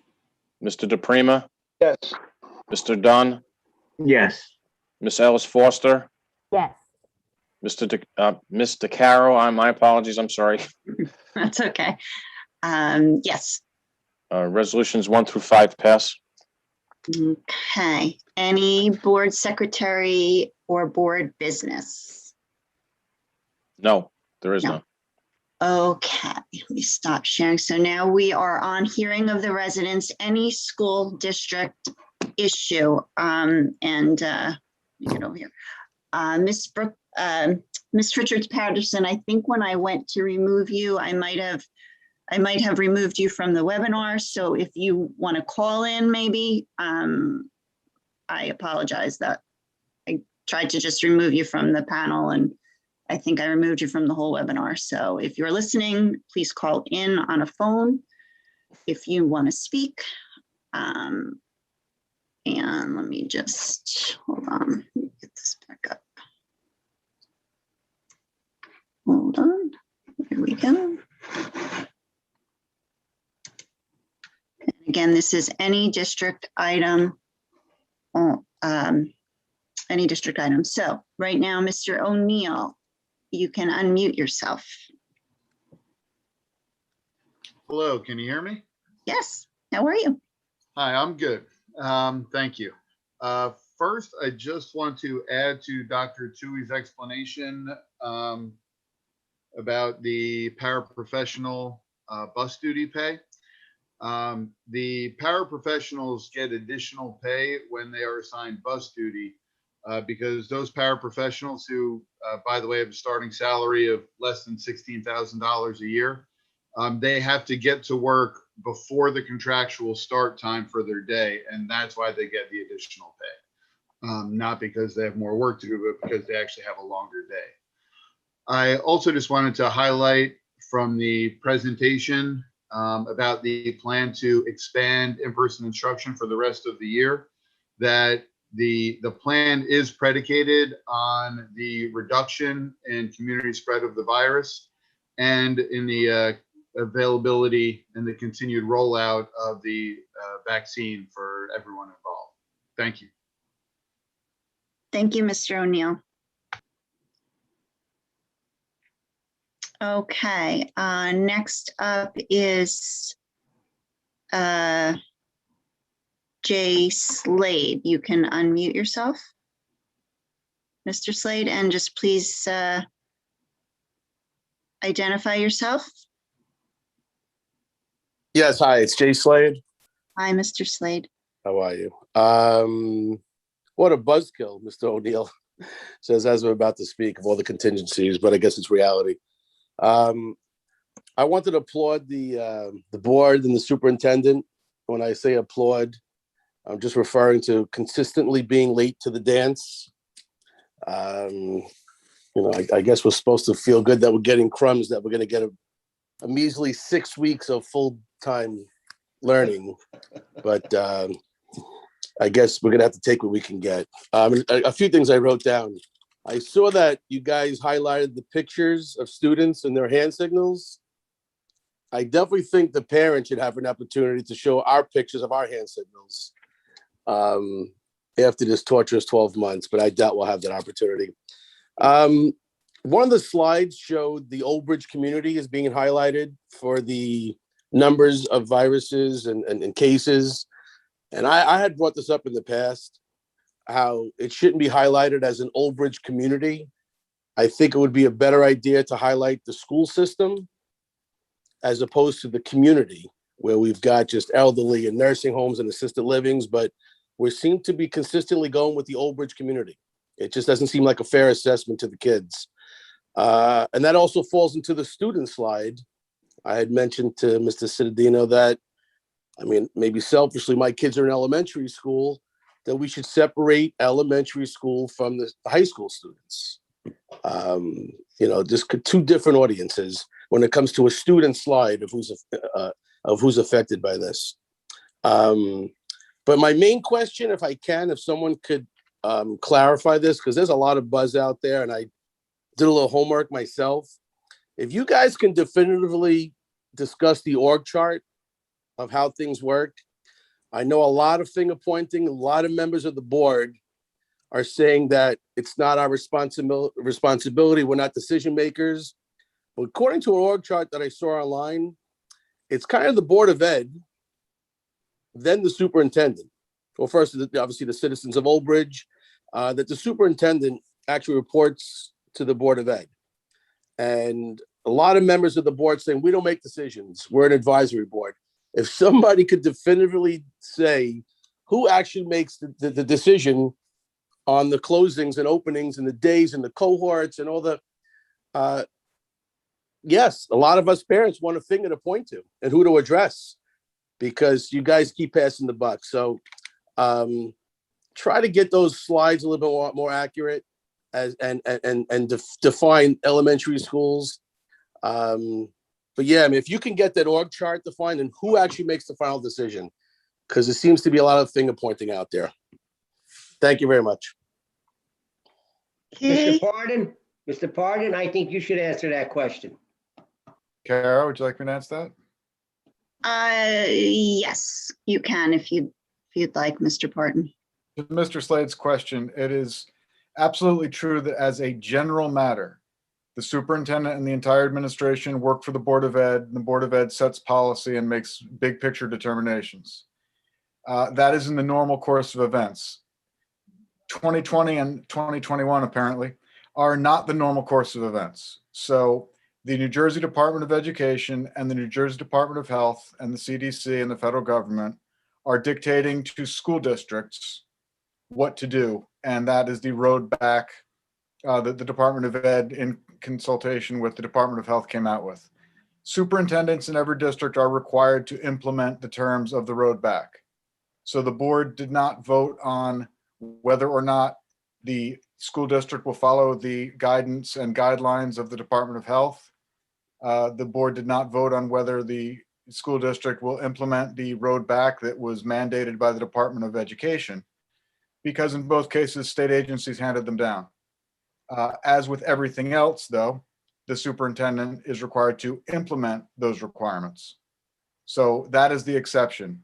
It is certainly true that normally the Board of Education is above the administration. In this case, it is a little different because these times are a little bit different.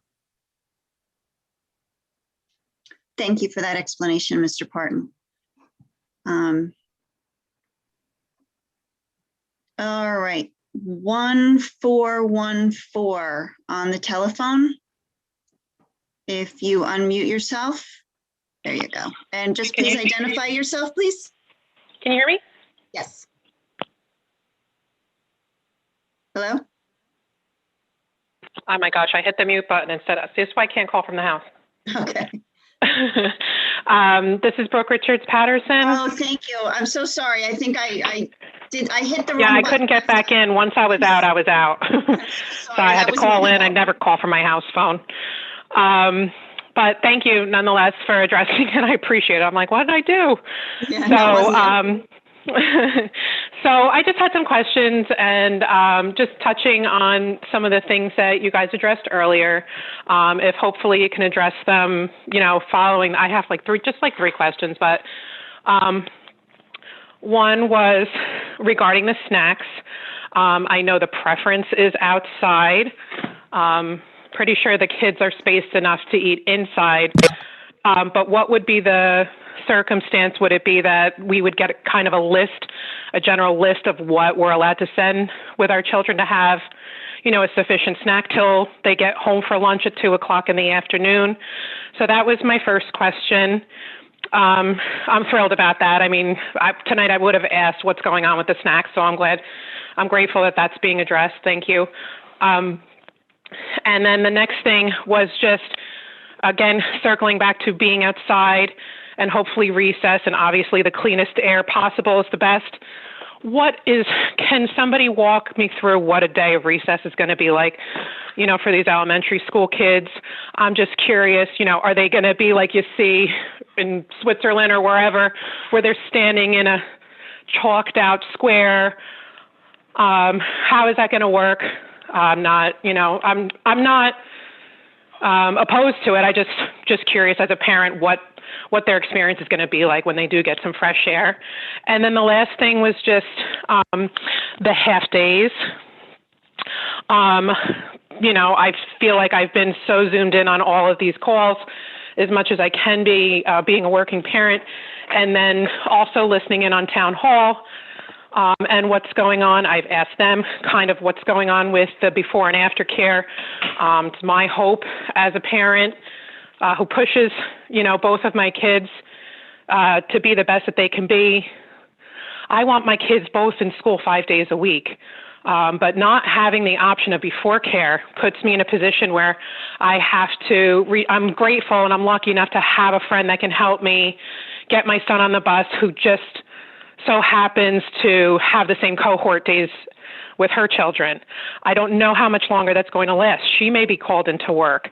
I don't want to be in a position where I can't send my son to school. I have to continue. He's already going to daycare 3 days a week to keep him on task as best as he can be without, my presence there. So now when I went and called town hall and kind of said, well, what's going on? You guys are supporting the schools opening. Do your part. They're saying that this really kind of falls on the Board of Ed as far as not having before and after care going on yet. And that they don't expect it to happen until they're open 5 days a week. So if perhaps it's possible when you're having these discussions on as you're going to have half days for lunch or how you're going to make that work for these kids, it's time to start thinking about working parents too, and how much we want our kids in. We don't want to be forced in a position where they have to stay remote because they got to pay a babysitter or something else because somebody can't, get the kids on the bus or drop them off, curbside at the school. So those were just my three things I wanted to touch on. Again, I don't want to bash the school. I'm really grateful that things are moving in the direction that really is in the best interest of the kids, which is back live. And those were the couple of things that I just were hoping that would be addressed before the next caller. Thank you. Thank you so much. Okay. Does anybody want to answer any questions? Mr. Carroll, what we've talked about, we're going to, and I think I copied you on this. What we're going to do is have everyone ask their questions. We're writing them down. Oh, so sorry. We'll answer the questions. A lot of times we're answering a question. I don't know if some people are calling in later on, not hearing, and we're answering the same question over and over. So this way that we get all the questions, we write them down at the conclusion of the public opportunities to speak. hearing from the residents. We will answer all the questions that were asked that were require an answer. Absolutely. Sorry. Yes, I didn't see that, Mr. Cittadino. Okay. Okay, so we will address that at the end of the public hearings. So the next person up, the last 4 digits on the phone is 3455. If you unmute yourself, you can speak and please identify yourself. 3455. Unmute yourself and you can speak and identify yourself first, please.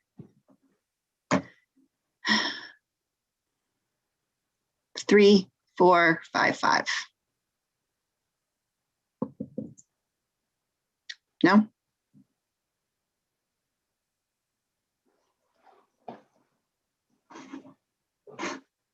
Okay.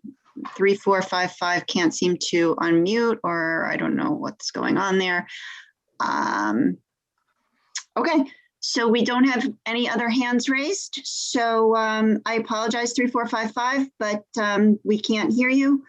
And seeing no other hands, okay, one more hand raised. Next one is Catherine Bach. You can unmute yourself and speak.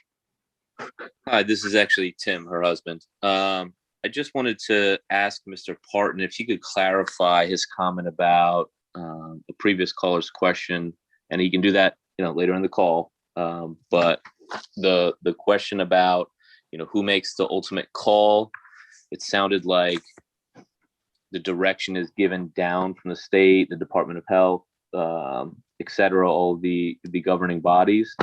But if that's the case, how could each district have different plans and different, go back to school plans if that's in fact, forced down or directed? It seems that ultimately somebody on the local level decides what guidelines to adhere to and what plan is implemented at what time. Okay, thank you, Mr. Bach. Thanks. All right, I am gonna go to, we're gonna try 3455 again. If you unmute yourself.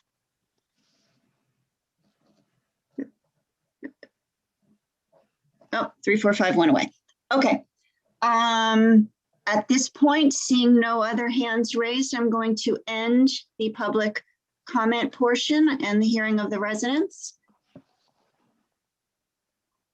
And we will move on to the rest of the agenda. One second. Well. Oh, I'm sorry. Go ahead. Now we're going to. Oh, I'm so sorry. Yes, we're going to. I'm sorry. All right. Comments.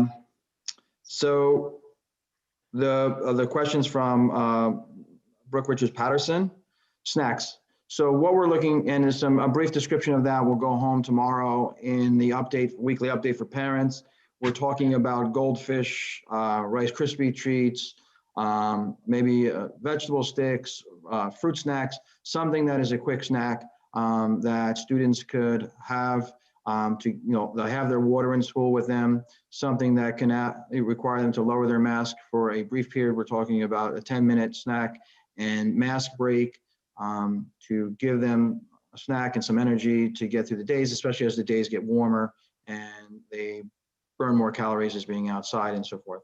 So something of that nature. We're not talking about a Subway sandwich or a cup of soup or something like that would require utensils and so forth. So a quick snack that I know that my kids at home are always raiding the cabinet looking for when they get home from school.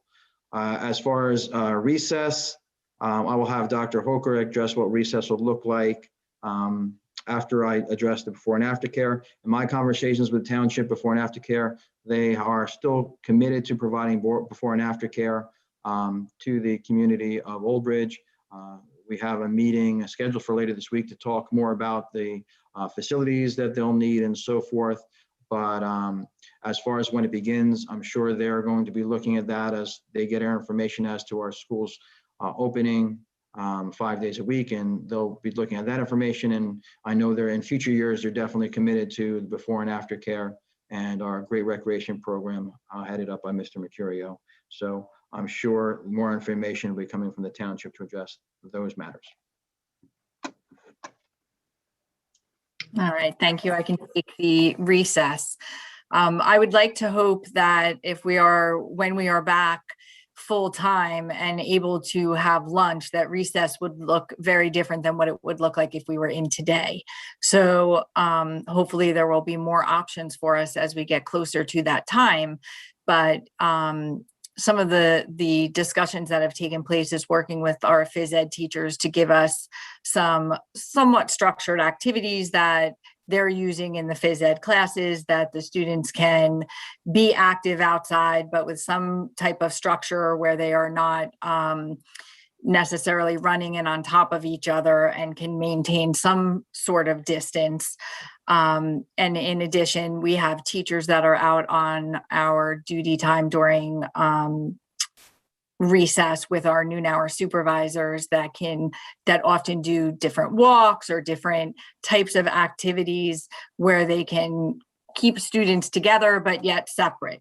So I believe that there would be a variety of options that would take place and would vary from school to school dependent upon the number of students that are actually participating in recess at any given time. Thank you. And just to, I know he asked Mr. Parton to look at, just to Mr. Box follow up to Mr. Slade's question. The answer is simple. The state gives guidelines and directives and recommendations on these type of matters. Again, I can't say that they've had in the lifetime of anyone on this call a pandemic to give this kind of guidance to of this magnitude. But those recommendations, guidelines, and everything else filters through the county office to me. Then ultimately, I make the decision. I make my decision. I go through the board. I allow them to know what my decision will be. But if you want to point fingers at bad decisions, you don't like it, it's my responsibility. Everyone else here on this call is a volunteer, the 9 people there. I make the bad decisions. And when something good happens, when we're a national district of character or something of that nature, we all made the decisions that make that possible, from everyone who drives a bus to everyone who crosses kids across the street to the top levels of the board members. That's the simple answer. Thank you, Mr. Zazina. That is basically what I was going to say, Mr. Caro. The guidelines are set up and they're implemented at the district level. Every district is different. Right. So yeah, and just to the point of, why are different districts doing different things, like just what you said, every district is different. They have a different enrollment number. They have a different amount of schools. It's just different. The variables, all the variables are different. Just one last thing to Mr. Slade's point, why do we only show the township data? We don't show district data. There's a slide for township and there's a slide for the district. The reason we show township data is because there are senior citizens in the township, sure, but anyone of birth to deceased shows up as a district resident up until the time that they're a deceased person. If they have COVID-19, they show up. Anyone from ages 3 to 18 comes across my attention as a possible student. So if there are 57 cases in the township, then there's a good chance that a proportion of them are related to the school district. When you have some towns that we've been compared to, why aren't we doing what they do?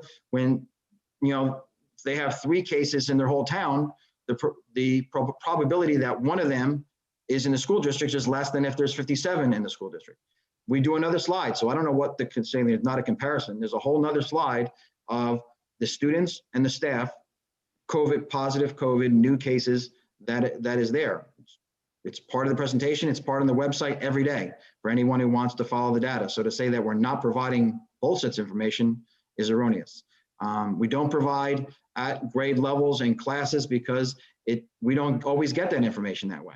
And some of the information that we do get is also protected information. We're not going to label students who are in the preschool program as to having COVID because there's less of them, and then you're possibly giving indicators as to who has it and whatnot.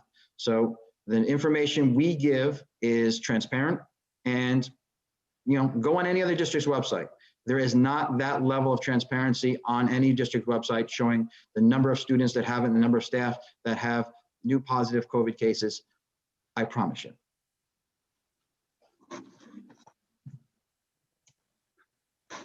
Okay.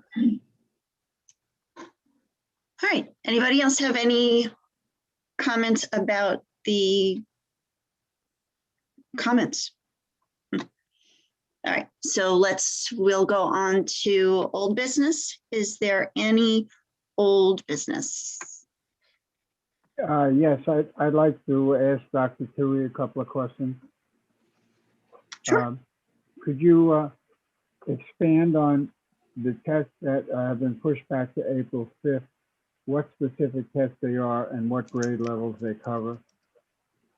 Sure. There's three standardized assessments. It's the NJSLA, the DLM, and the science assessment.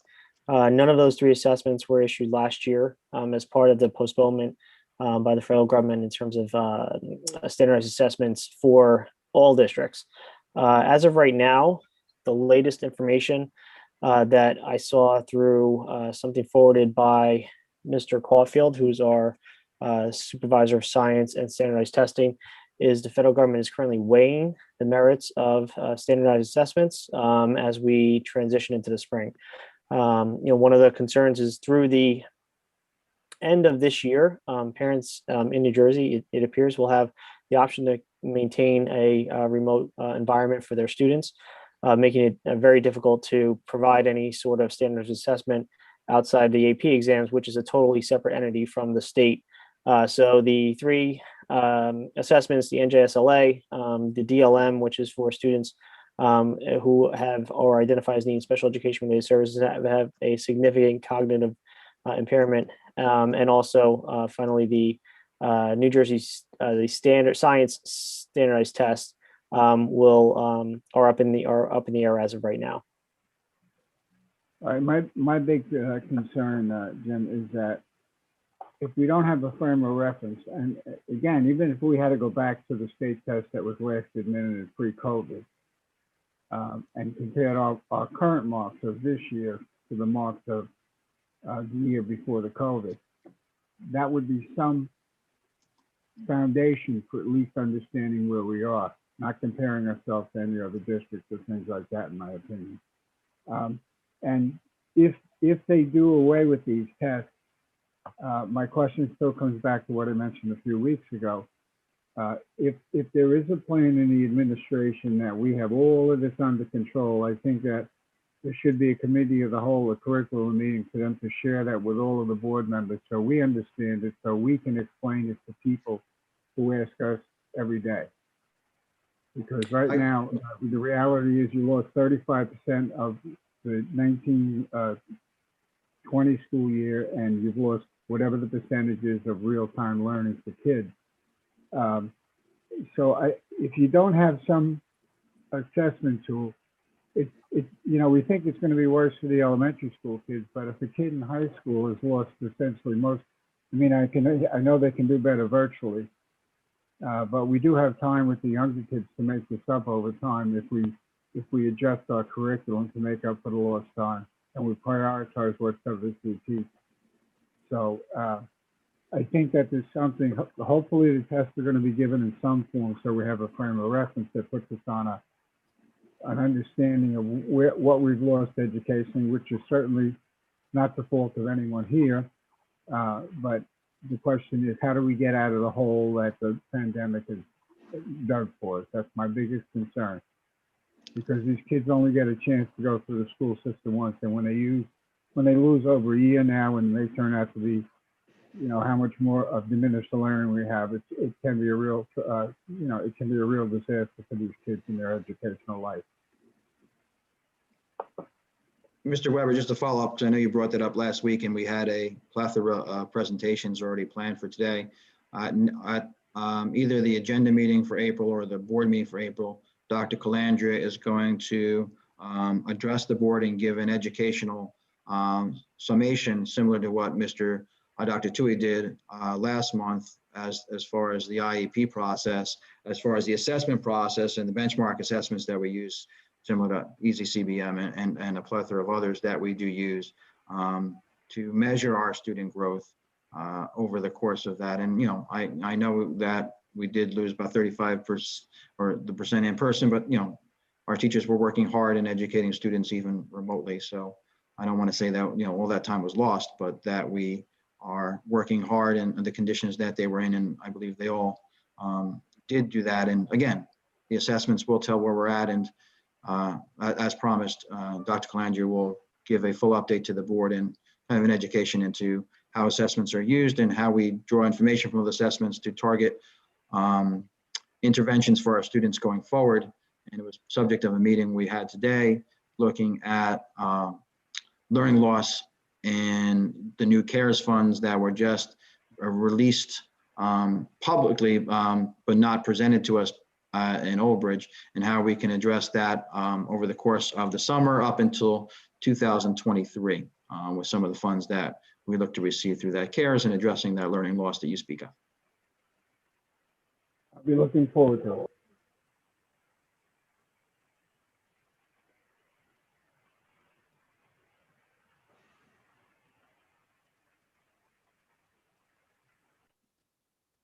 Okay.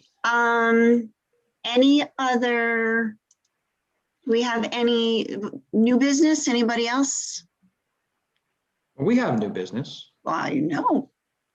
So I'll hand it over to Dr. Hogan in a second, but part of the questions that we get from the public is, what are we doing to recruit staff? We can't find subs, we can't find teachers during this time period where it's hard to find people who are committed to education, who are currently outside of education that want to come into it during a pandemic. So not only have we recruited an outside agency to assist us in the process, but we've also gone to other measures to try to address that concern. And Dr. Hoker is going to introduce us to a recruitment video, which was put together by the district. So thank you. Just before you play that video, just to give you a little bit more background, we partnered with Central Jersey, CJ Pride, which is Central Jersey Program for Recruitment of Diverse Learners, Diverse Educators, sorry. And this is a consortium of multiple districts around the area and throughout the state. 40 plus are in the partnership, and we will be participating next Wednesday in a virtual job fair. The candidates in the candidate pool are global candidates. We as of Monday, when the job fair opened to the candidates to apply, there were over 500 candidates in the first day. So we are looking to post for potential open positions that we have for next year. They will be open during the job fair. We have all of our supervisors and both our elementary and secondary interview committees that will be participating from 4 to 8 p.m. We have a strategic plan in being able to screen the applicants beginning on Monday and Tuesday, having monitors in a chat room to let them in to meet with the interviewers. And then we have time slots that are set up for a second round of interviews the following day, and then additional interviews when we return from spring break, in the hopes to secure the candidates as in the first round, and I'll say steal them from other districts. That's really what we will be doing. We will be competing for our hard to fill positions in the first round. There is another job fair that we will be participating in April for the positions that we were not able to fill. And at that time, I actually met with Kelly Services today that we will also be trying to assist them with recruiting additional substitutes. As Mr. Cittadino said earlier, there is definitely a shortage there. So part of our virtual job booth, we have created a video, and I'll thank Mr. Gajewski, who did the voiceover and really put together a nice video. And this is available to the candidates as they step into the booth. They see our Old Bridge brochure, they see the job openings, they see an overview of our district. we have put multiple other pieces in there so that they can get a feel for what Old Bridge is like. And in hopes that they want to come to us as opposed to the other districts that are in the consortium. So, Mr. Caro. Okay, and thank you for telling me who that voice was. It was driving me nuts. I couldn't figure it out. All right, here we James go. Earl Jones was not available to us this year. Okay, I'm sure you asked him. The Old Bridge Public School District is now.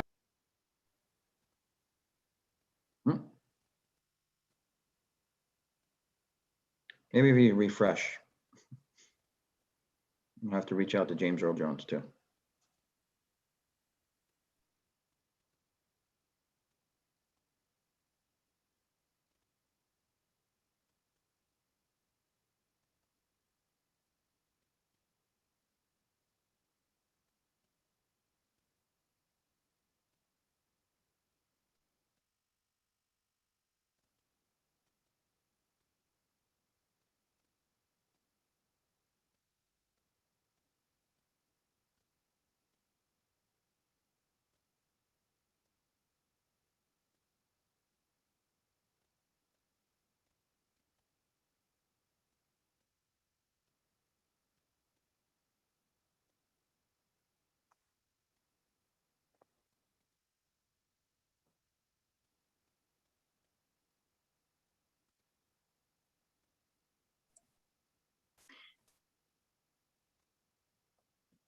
So apparently there was no sound? Correct. I think when you muted yourself, Jill, when you muted yourself. Oh, is that what muted- happened? Do you want me to play it again? I can do that.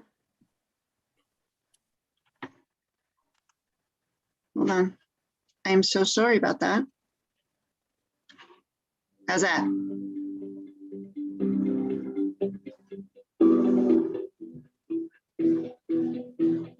The Old Bridge Public School District is nationally recognized for excellence both in and out of the classroom.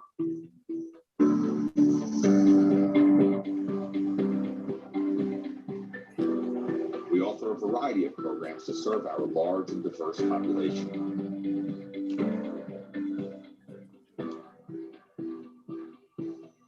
There is truly something for everyone, from the arts, learning a vocation, the most rigorous advanced placement courses, and maybe along the way to make some new friends.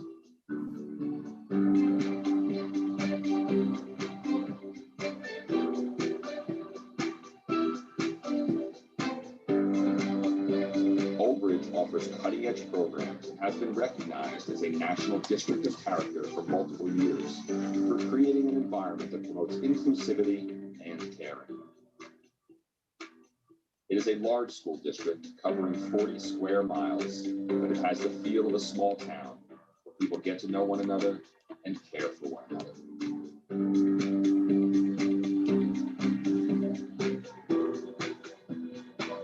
The Old Bridge School District offers a bridge to the future. Are you ready to cross on over?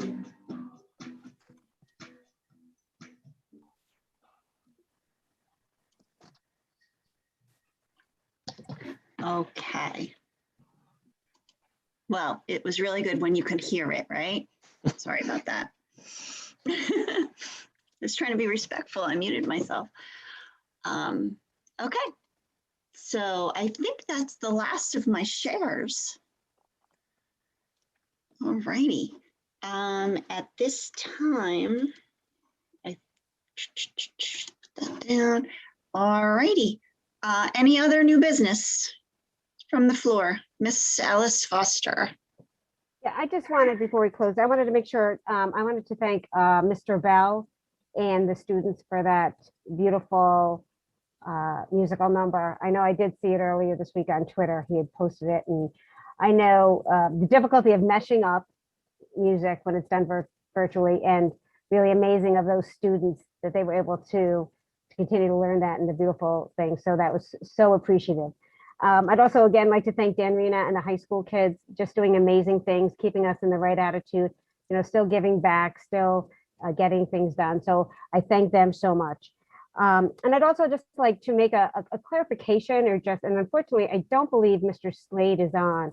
I just want to clarify, as he talked about students doing hand signals, just to clarify this, that was in support of our students and inclusion.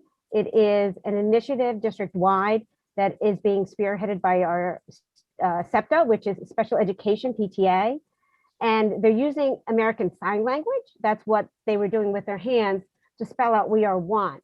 And fortunately, us here on the panel and Mr. Slade have the ability to speak with our voices and say what we'd like, but there are many students in our district that only get to speak with their hands. So that's what they were doing. So I applaud the students throughout the district that are doing this program. I've seen it at the high school, at the elementary school, middle school, sports teams, everyone sharing it in on that wonderful initiative. So I would just like to thank those students. And so just to clarify, that's what that was. The other thing I would just like to say personally, I know I've said this before, that I'm on the task force. And in those meetings, we discuss great details, discuss, debate, disagree sometimes on things. And while it's true, Mr. Sedadino makes the ultimate decision as in the administrative responsibility, if you want to point a finger, I will stand by the decisions I have made, not only this year and other years, the very difficult decisions. So I have supported the plan that the district has put together. As we said from the beginning, it's to get everybody back. So feel free to throw some blame here if that's what some people would like to do. I will stand by my decisions. But I'm thankful that we're moving forward, as we've said.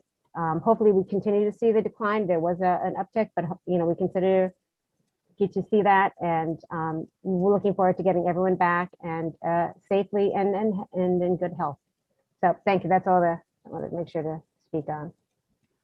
Thank you, Ms. Ellis Foster. Would anyone else like to speak? Ms. Kelly?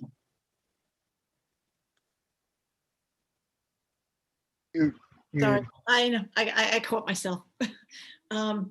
Thank you, Miss Ellis Foster, for your clarification of the "we are one," because I was a little bit confused by Mr. Slade's comments about the opportunity to give the parents, and I'm sorry, that he was asking about an opportunity for parents to do hand signs. But anyway, I wanted to thank the task force because I know that they work tirelessly, and they too are all volunteers, and many hours you put into helping the district on the road back. And I wanted to thank the administration for always looking out for our students and staff. Thank you to Mr. Bell. I wanted to put my 2 cents in there too. That really was a beautiful video. And there was something else I wanted to say and I just forgot. So I guess that's it. Thank you. Okay, well, if you think of it, we're done. My hand again. Thank you. Okay. I think there was someone else. Mrs. Burns, did you? Yeah. I also wanted to thank Mrs. Foster for that correction. We have a very diverse community, and I think that it's important that we acknowledge the American Sign Language and we use the correct terminology. I think that that's disrespectful to that community. I would have done it earlier, but everyone in the house was in the kitchen, and I'm still getting rid of some of them. I wanted to thank Mr. Citadino for acknowledging the females on the board for Women's Month. And that's it. That's all my notes. Thank you. Thank you very much. Anyone else? Mr. Giordano, was that you? Yes. Okay, go ahead. Okay, I'm glad to see the move towards 5 days a week for in-person learning, even though, as many parents know, it is longer than many of us would have wanted. As we know, 15 days to slow spread turns into a year. So a lot of us are very anxious to get back to normal. But the most important thing is getting the kids in, and then we can focus on going back to complete normality, such as 2019. And I want to thank the people that gave blood last Saturday. It's a good cause. It makes you feel great. So I appreciate the people that did that. And do your own research, diet and exercise, and enjoy the rest of your break. And we will see you next month. Thank you. Thank you. Anyone else? Okay, so before, I believe we're going into executive session, right, Mr. Martin? Correct? Okay, so before we do that, just as far as I'm concerned, I'm not gonna belabor Ms. Ellis Foster said it absolutely perfectly, and Ms. Callie and Mrs. Burns, reiterating it as well. I fully embrace the We Are One American Sign Language, and it's such a wonderful thing for people that just don't have the ability to use their voice. So I fully embrace that. And, and also, yes, I'm also on the task force. So Mr. Cittadino and administration, do make those decisions, but being on the task force, as Ms. Ellis Foster said, we go back and forth, and many, many things are discussed, and we hear from various stakeholders, and, things are brought up, things are debated, things are, changed as we speak. So again, I stand along. If you'd like to point a finger, you can point at me as well. So that's all I have to say regarding that. And Mr. Parton, can you walk us to executive session? Yes. We just need a very brief executive session for one matter of attorney-client privilege. And the board will not be back other than to adjourn the meeting. Okay. Can I have a motion to go into executive session? Burns will make the motion. Ms. Burns, can I have a second? Callie will second. Ms. Callie, all in favor? Aye. Aye. Aye. Opposed? I'm sorry, I'm taking That's over okay. your spot, Mr. Mayor. Okay, at 9:54, we're going into executive session. All right. Good night, everyone. That is not on the panel. It's not on the board. Good night, almost everybody. Almost. Bye, Joanne. And Jill, you can stop recording YouTube. Yes. Thank you for that reminder.